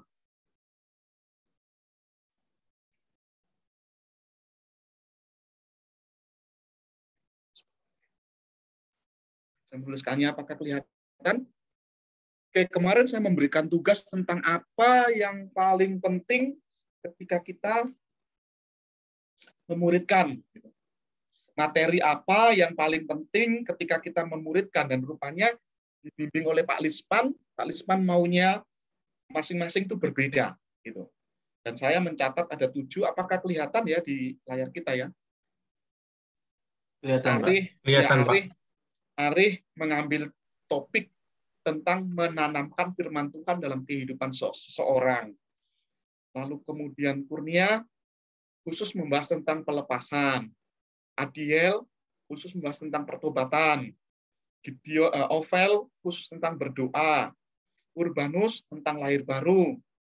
Angelin tentang kesadaran diri. Pak Bangun bertumbuh dalam doa. Itu 7 kan? 7 semua kan? Oke. Betul ya ini? Atau ada yang keliru saya? Tugasnya sudah masuk di saya dalam bentuk email, sudah masuk. Apakah ada yang keliru saya? Maksudnya tidak ya? Tidak, Pak. Betul semua, Pak. Betul. Baik. Tidak salah sih, karena memang diarahkan seperti itu, betul, tidak salah. Tapi saya itu inginnya seperti ini. Maksud saya, semua tidak apa-apa, di satu poin saja, tapi sambil kemudian kita belajar. Apa yang paling penting yang dibutuhkan ketika kita berkata tentang pemuritan? Ini yang paling pertama. Pertobatan. Boleh. Bisa. Gitu. Anggap aja gini. Masalahnya gini. Anggap aja gini.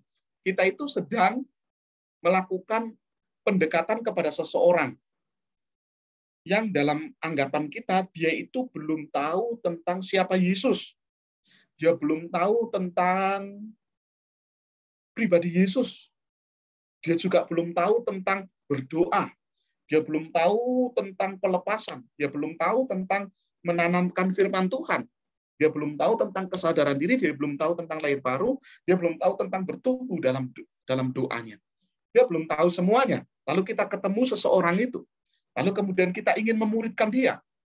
Pertama kali yang paling dibutuhkan oleh orang itu sebagai dasar adalah apa? Kalau saya akan mengatakan penjelasan tentang keselamatan.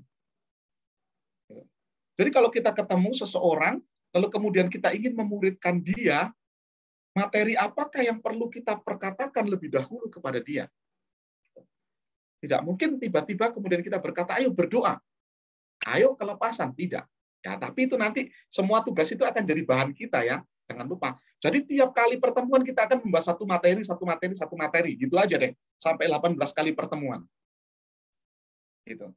Jadi kalau kita 2 jam pelajaran kan, 1 jam pertamanya kita akan khusus membahas tentang materinya dalam bentuk ilmunya, pengertiannya, tapi prakteknya yang 1 jam yang kedua. Gitu. Adiel itu tadi siapa yang lewat, Adiel? Papa kamu ya? Iya, Pak. Oke. Asik juga ya. Jadi guru kalau masa pakai Zoom ini asik juga ya, bisa lihat-lihat ya. Jadi mengerti ya. Jadi dalam 2 jam pelajaran kita, yang 1 jam berikutnya kita akan gunakan untuk ayo kita mulai menyusun tentang materi-materinya. 1, apa yang paling penting? Saya punya contohnya, tapi contoh ini saya akan tunjukkan, lalu kemudian saya akan menyampaikannya, gitu. Nanti ya, silahkan kemudian memikirkan dalam pertemuan yang minggu depan lagi, kita sudah ada di asrama, lalu kemudian ada banyak buku-buku di situ, lalu kemudian buatlah masing-masing. Walaupun nanti temanya sama. Kali ini temanya sama ya, tapi tidak boleh mencontek ya. Mengerti maksud saya? Tidak boleh mencontek. Tujuannya adalah gini, hasil yang kalian buat sendiri itulah yang hasil akan kalian praktekkan di tempat pelayanan masing-masing nanti di kemudian hari. Catatan-catatan itu akan menjadi praktek kita nanti. Ya, saya akan memuridkan, ini temanya, saya telah membuatnya sendiri, misalnya gitu. Walaupun nanti akan ada di bulan Februari itu materi yang diberikan oleh sinode gereja kita, ada, ya kita sudah siapkan di biro misi, di departemen misi, ada materinya, sudah ada. Dan saya akan menggunakan itu menjadi contoh-contoh. Tapi itu tidak selalu baku, karena kalian adalah siswa, kalian perlu belajar membuatnya. Tapi kita akan menetapkan begini, satu tema yang sama tapi pendekatan yang berbeda. Sesuai apa yang Tuhan taruh di hati setiap siswa masing-masing. Ya, mengerti maksud saya ya? Kalau mengerti anggukkan kepala. Oke. Lalu kemudian kalau ada pertanyaan langsung silakan japri ke nomor HP saya. HP saya itu kan ada tuh. Punya semua saya rasa ya. Di grup. Di grup ada nggak? Ada, Pak. Belum, Mbak. Hah? Tidak ada. Baik, Pak. Nanti saya share ke grup siswa reguler, Pak. Baik, Pak. Terima kasih, Pak. Terima kasih, Pak. Jadi kalau ada pertanyaan boleh langsung chatting sama saya. Apa WA chat dengan saya, silahkan. Jadi nanti ini yang kedua, materi yang kedua nanti minggu depan adalah satu materi yang sama tapi pendekatannya masing-masing. Karena kita sudah di satu lokasi yang sama, ada banyak buku, dan juga ada banyak pelajaran kalian di semester 1 itu yang bisa diambil. Kemarin misalnya saya mengikuti yang tentang keselamatan. Mata kuliah keselamatan itu saya mengikuti, walaupun saya tidak ikut kelasnya, tapi saya ikut videonya, saya nonton videonya kembali setelah di-share di grup kami, di grup siswa pendengar itu. Saya mengikutinya. Nah, di dalam ayat-ayat itu tentang keselamatan itu bisa diambil menjadi bahan materi untuk pemuritan. Mengerti ya?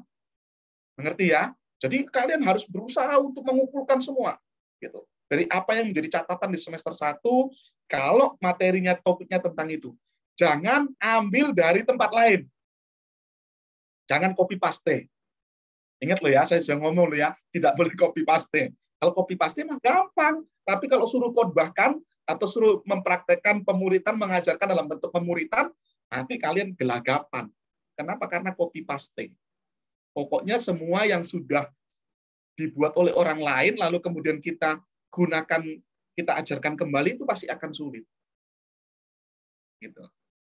Itu nanti menyangkut tentang bagaimana kita mesti berkhotbah. Berkhotbahlah yang murni hasil pemikiran, doa, karya Roh Kudus dalam hidup kita masing-masing. Itu cuma sederhana gitu aja. Ya, mengerti ya sampai sini ya? Jadi nanti yang kedua ya, minggu depan kita akan seperti itu dengan harapan semua sudah ada di kampus, sudah di asrama, dan semua harus serius memiliki sendiri. Oke, sekarang saya sharekan, saya stop share, saya sharekan bahan yang ada.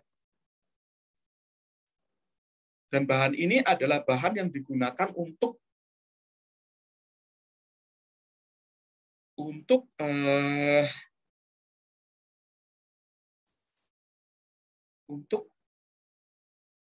sinode gereja kita. Saya tidak mungkin, saya bisa buat sendiri, tapi daripada itu lebih baik apa yang ada di sinode kita itu yang kita lanjutkan, kita kembangkan. Nah, ini adalah salah satu contohnya. Ini adalah contoh kelas pemuritan. Kelas pemuritan akan kita gunakan waktu 60 menit. Nah, gitu. Jadi nanti kalau kalian praktek tempat pelayanan masing-masing, ayo luangkan waktu 60 menit dengan muridmu. Gitu ya, dengan murid-muridmu.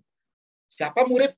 Siapa orang-orang yang akan dimuridkan nanti? Itu bagian pembahasan kita di minggu-minggu yang akan datang dalam materi ilmunya. Tapi Ini adalah contoh kelas pemuritan lebih dulu. Waktunya 60 menit. Susunan kegiatannya itu seperti ini. Nanti ini saya sharingkan juga. Jangan khawatir, ini nanti saya akan sharekan ke semua. Tidak mungkin saya hanya gini. Jadi tidak perlu difoto-foto ya. Susunan kegiatannya ini salam pembuka, doa pembuka, puji-pujian, gitu. Puji-pujian, lagu pujian, gitu. Lalu doa memulai pelajaran, lalu materi pelajaran.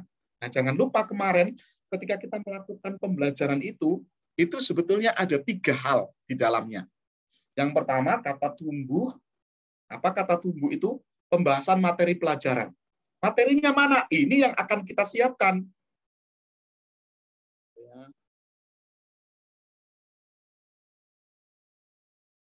Materinya mana? Ini yang akan kita siapkan. Nah, itu yang kemarin yang dikerjakan itu.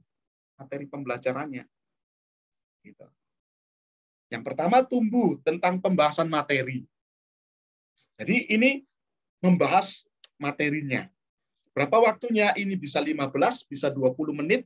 Silakan nanti kita mengaturnya. Tapi tidak boleh sampai 60 menit. Karena 60 menit ini include semua, menyangkut semua. Oke. Oke. Lalu kemudian yang kedua, dalam materi pelajaran itu ada yang namanya peduli. Kalau tadi tumbuh itu materinya kita tampilkan, kita sampaikan kepada mereka. Yang kedua itu peduli. Nah, kata peduli ini berhubungan tentang pertanyaan yang berhubungan dengan materi pelajaran. Yang ujungnya adalah mengarahkan kepada keputusan pribadi.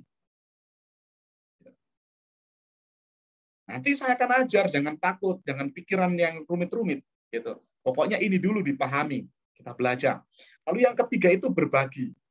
Nah, dalam berbagi itu berisi tentang kesaksian, sharing pribadi, yang berkaitan dengan materi pelajaran yang sudah didapat minggu lalu.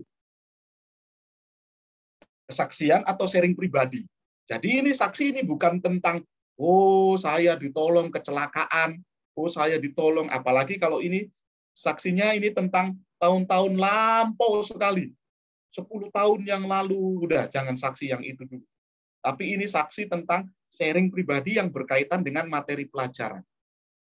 Nanti saya akan memberikan pelatihannya seperti ini, caranya kayak begini, lalu kemudian menjadi contoh. Tapi ingat ya, ini hanya contoh saja. Sekali lagi hanya contoh saja.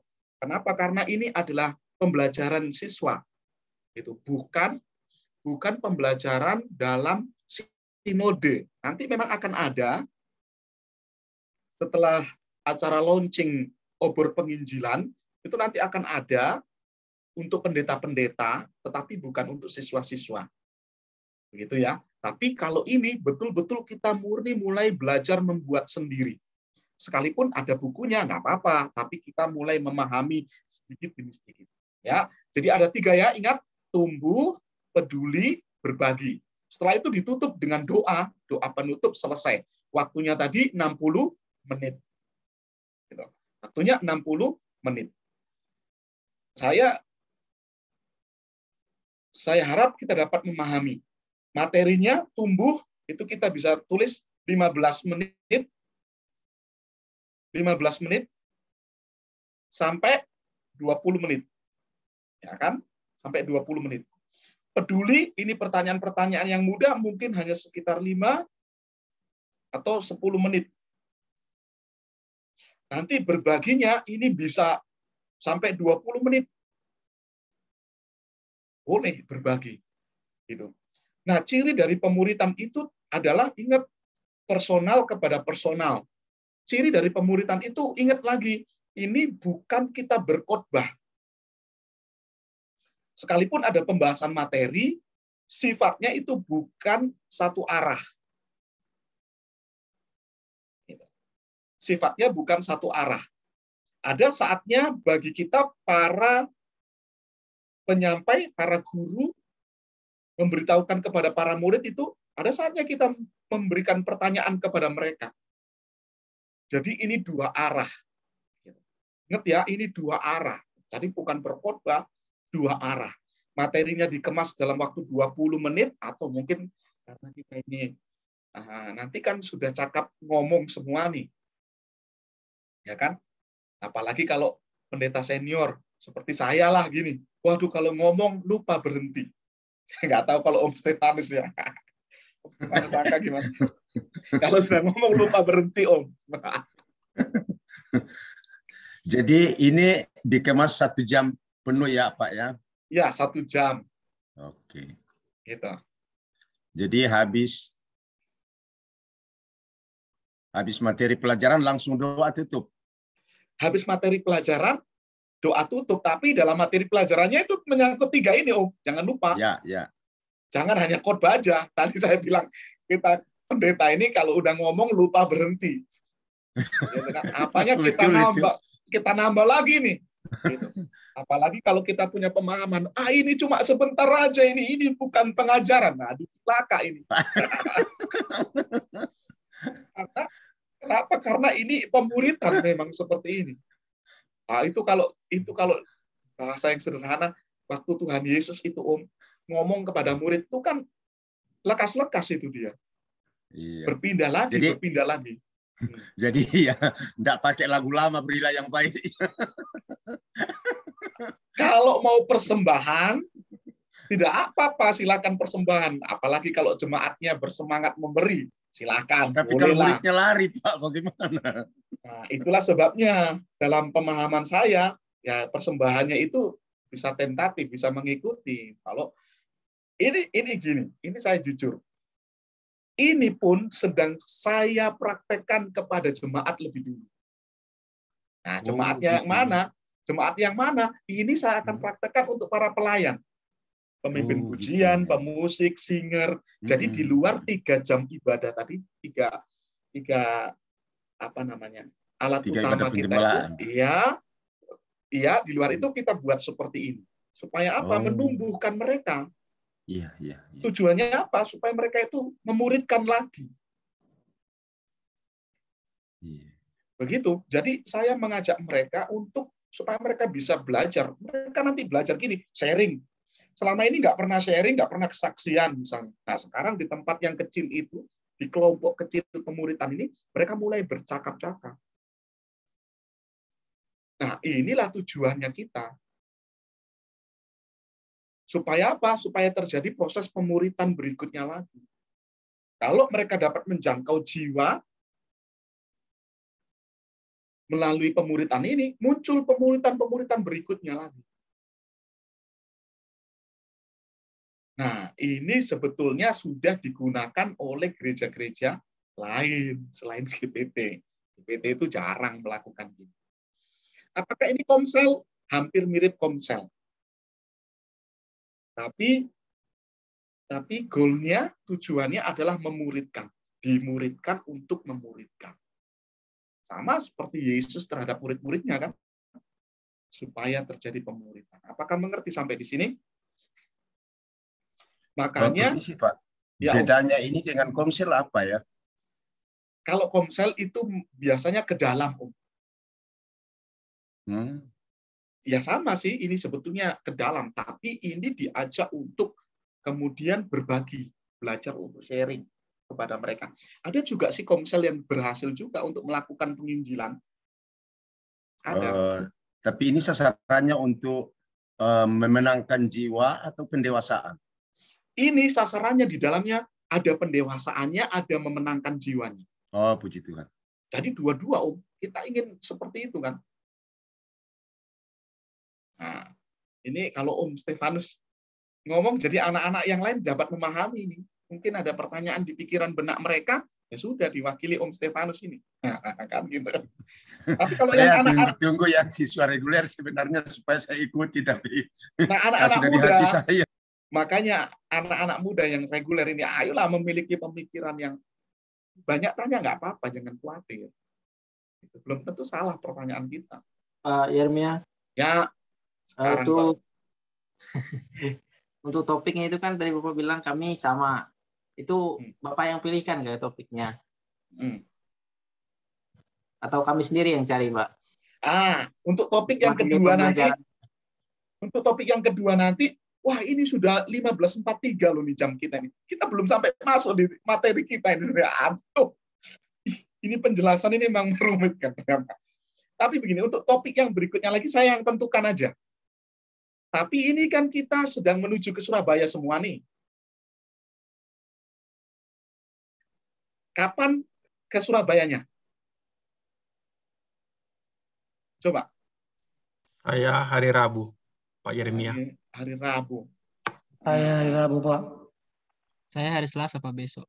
Kalau gitu begini aja. Minggu depan itu kita akan membahas materi yang pertama. Itu aja ya. Ya kan? Setuju kan? Daripada nanti perjalanan dibebani pikiran materi yang kedua lagi pusing-pusing lagi. Udah, gitu aja. Nanti Senin kita akan membahas materi yang pertama, tapi saya sedikit membuka di ini sedikit.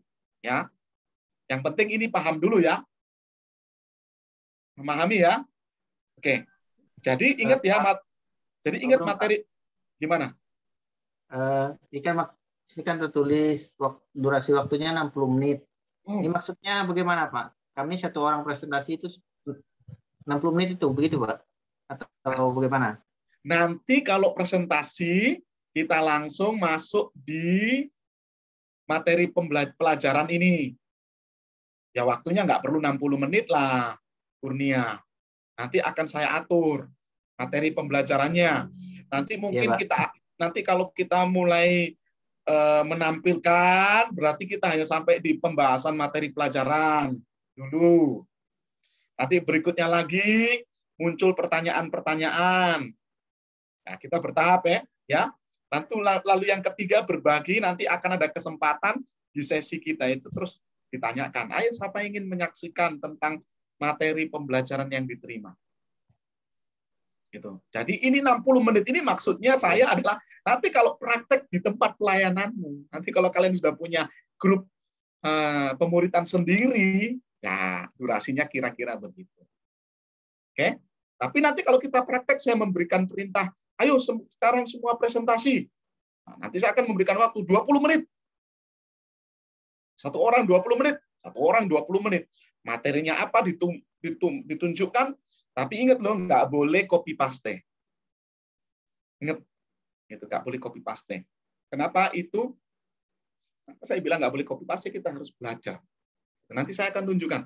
Saya bisa copy paste, tapi hal-hal tertentu yang mungkin bisa di copy paste, tapi yang lainnya enggak. Nanti saya akan tunjukkan di 10 menit terakhir. Ini sudah 4 menit yang lagi. Oke, kalau tidak ada pertanyaan, saya lanjutkan lagi ya. Pak Yeremia. Ya, gimana? Masalah pemuritan ini, untuk secara efektifnya itu, ketika kita memuridkan seseorang itu, berapa orang, Pak, tergantung gitu? Atau tergantung situasi? Itu yang nanti kita akan bahas dalam pertemuan-pertemuan berikutnya. Efektif itu ada yang namanya 12 ngikutin Yesus, gitu. Tapi ada yang 10, gitu. Ada yang 8 orang, 6 orang, gitu. Gitu. Asal jangan 2 orang aja, apalagi laki dan perempuan itu namanya pacaran, bukan pemuritan. Kan gitu, ya kan? Tapi minimal 6 orang, gitu. Nanti bagaimana kalau dari 6 orang ini ternyata mereka yang kita muridkan itu bisa bersaksi untuk yang lain lalu ikut bergabung. Kalau ikut bergabung bagaimana? Menyelesaikan materi dulu dari 6 orang ini. Misalnya, setelah mereka selesai materi, muncul lagi 1 orang memuridkan yang lain, memuridkan yang lain, memuridkan yang lain. Itu menyangkut hubungan kita dengan misi sebetulnya. Tapi kalau untuk sementara yang kita lakukan karena kita pembelajaran, ya di dalam gereja kita sendiri mulai belajar. Gitu. Tapi nanti pada akhirnya sampai ke misi. Oke? Setuju? Nanti yang tentang jumlah akan kita bahas pertemuan berikutnya. Kalau setuju saya lanjutkan nih, belum habis nih. Oke ya, sampai di sini ya. Lanjut lagi ya. Lanjut lagi.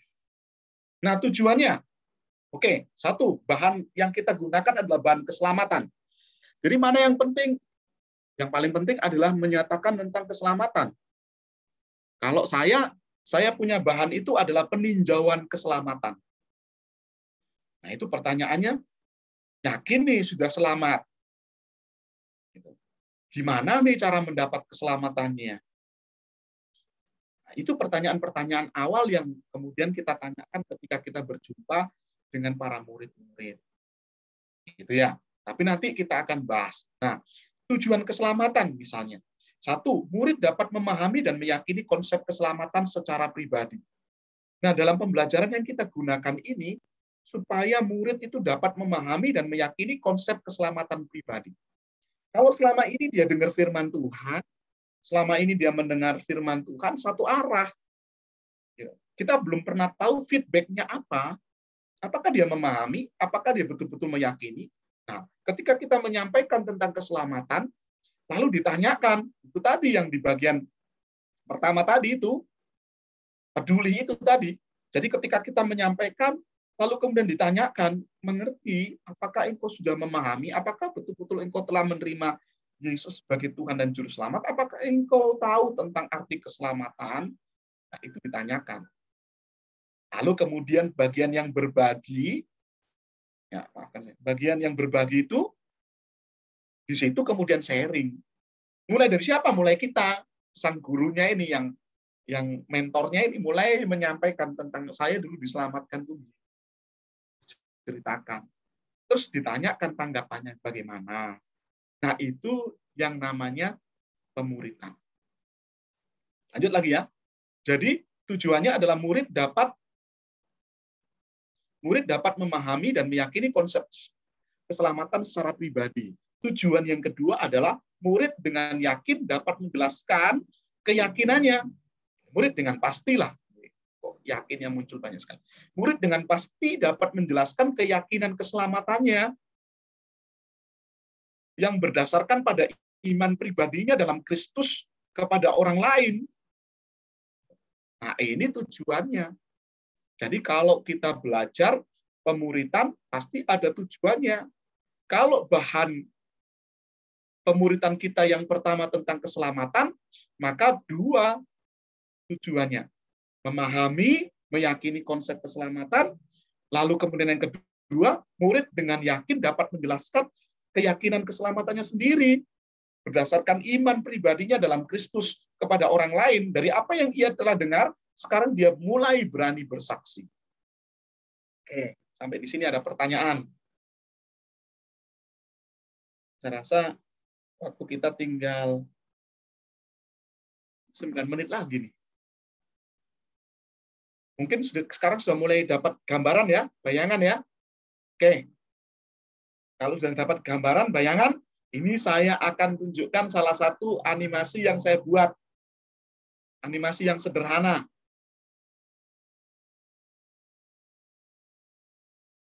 Sederhana, dalam waktu 10 menit ini, tentang keselamatan.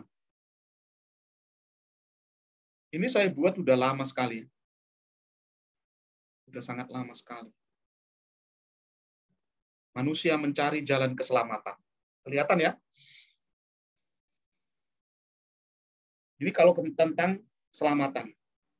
Ini manusia itu mencari jalan keselamatan. Semua orang itu ingin selamat. Buktinya kita selalu menyapa dengan kata selamat. Selamat pagi, selamat siang, selamat. Pokoknya kita ingin semua itu selamat. Gitu. Tapi semua manusia mencari keselamatan, tapi tidak bisa. Tidak mungkin bisa. Kenapa? Karena mereka hidup di jalan dosa. Lalu kemudian kita memakai ayat Roma 3 ayat yang 23. Bahwa semua orang itu berdosa dan kehilangan kemuliaan Allah. Gitu. Lalu kemudian kita menyebutkan tentang upah dosa ialah maut. Kan? Lalu kemudian hukuman itu pasti datang, Ibrani 9 ayat yang ke-27. Karena semua orang mati satu kali dan akan dihakimi. Hukuman itu pasti ada. Hukumannya apa? Lautan api. Nah, ini animasi yang saya buat. Ini saya buat kira-kira mungkin sudah 15 tahun lalu mungkin ya. Ini dalam bentuk animasi seperti ini sederhana. Manusia nggak mungkin bisa menghampiri Allah di sini karena dosanya. Upah dosa itu maut. Apakah arti dosa? Lalu ditanyakan, diterangkan tentang arti dosa. Lalu kemudian tidak ada jalan lain. Tidak ada usaha manusia yang dapat menyelamatkan. Apakah amal dapat menyelamatkan? Tidak bisa. Apakah agama dapat menyelamatkan? Tidak bisa. Apakah hidup yang baik dapat menyelamatkan? Nggak bisa. Lalu apa yang bisa? Satu-satunya jembatan keselamatan kita Yohanes 14 ayat yang ke-6, akulah jalan, kebenaran, dan hidup. Tidak ada seorang pun yang dapat datang kepada Bapa kalau tidak melalui aku. 14. Sehingga antara kita dengan Allah sekarang terbuka kesempatan. Kita dapat menghampiri Allah. Gitu kan? Apa buktinya? Karena Kristus mati karena dosa kita. Apa buktinya? Karena kerinduan Allah agar kita diselamatkan. Roma 6 ayat 23. Keselamatan merupakan tujuan iman kita. Apa tujuannya? Supaya kita beroleh hidup yang kekal. Sekarang kita tidak lagi berada di jalan dosa. Melalui Kristus Yesus kita dapat menghampiri Allah, gitu kan? Nah, sekarang kita beroleh keselamatan kekal di dalam pribadi Allah. Ya, itu aja. Sederhana. Apakah lihat tadi? Bagaimana? Itu sederhana. Itu salah satu contoh. Nah, saya memang sengaja menaruh contoh ini di depan supaya saudara mulai terbuka pemikiran di 5 menit yang terakhir. Nah, ayat-ayatnya apa yang dapat kita hubungkan tentang keselamatan? Silakan ambil. Yang pasti, satu, keselamatan itu berisi tentang pengakuan diri bahwa kita itu berdosa. Nah, ayo kita ngomong-ngomong aja ya. Saya rasa kita sudah tahu lah itu. Sudah diberikan pembelajaran tentang keselamatan. Semua manusia hilang kemuliaan Allah dan telah berbuat dosa. Gitu. Dosa itu sendiri apa? Dosa ialah 5 menit yang terakhir. 1 Yohanes 3 ayat yang keempat. Pelanggaran hukum Allah. Ya, jangan salah loh ya, jangan dijawab dosa itu maut, itu salah, keliru. Upah dosa maut. Kan? Upah dosa maut. Jadi kalau kita terus melakukan dosa, kita mendapat upah reward karena apa yang kita kerjakan. Apa itu maut? Sedangkan 1 Yohanes 3 ayat yang keempat mengatakan sebab dosa ialah pelanggaran dunia tadi, pelanggaran hukum Allah, Pak. Pelanggaran hukum Allah itu artinya dosa. Nah, ini siapkan kayak gitu. Jadi minggu depan ya baru kita akan membahas tentang bahan pertama tentang keselamatan. Ya, tolong diingatkan saya juga supaya saya tidak lupa. Jadi 1 jam pertama kita melanjutkan pelajaran kita tentang ilmunya, tentang apa itu pemuritan. 1 jam yang kedua kita belajar bahan per bahan. Nanti di pertemuan berikutnya lagi sudah akan ada yang ditunjuk satu orang. Ya, oke? Ada pertanyaan? Enggak ada pertanyaan, cukup sudah 4 menit. Di jam saya 4 menit lagi. Om Stefanus mungkin ada pertanyaan?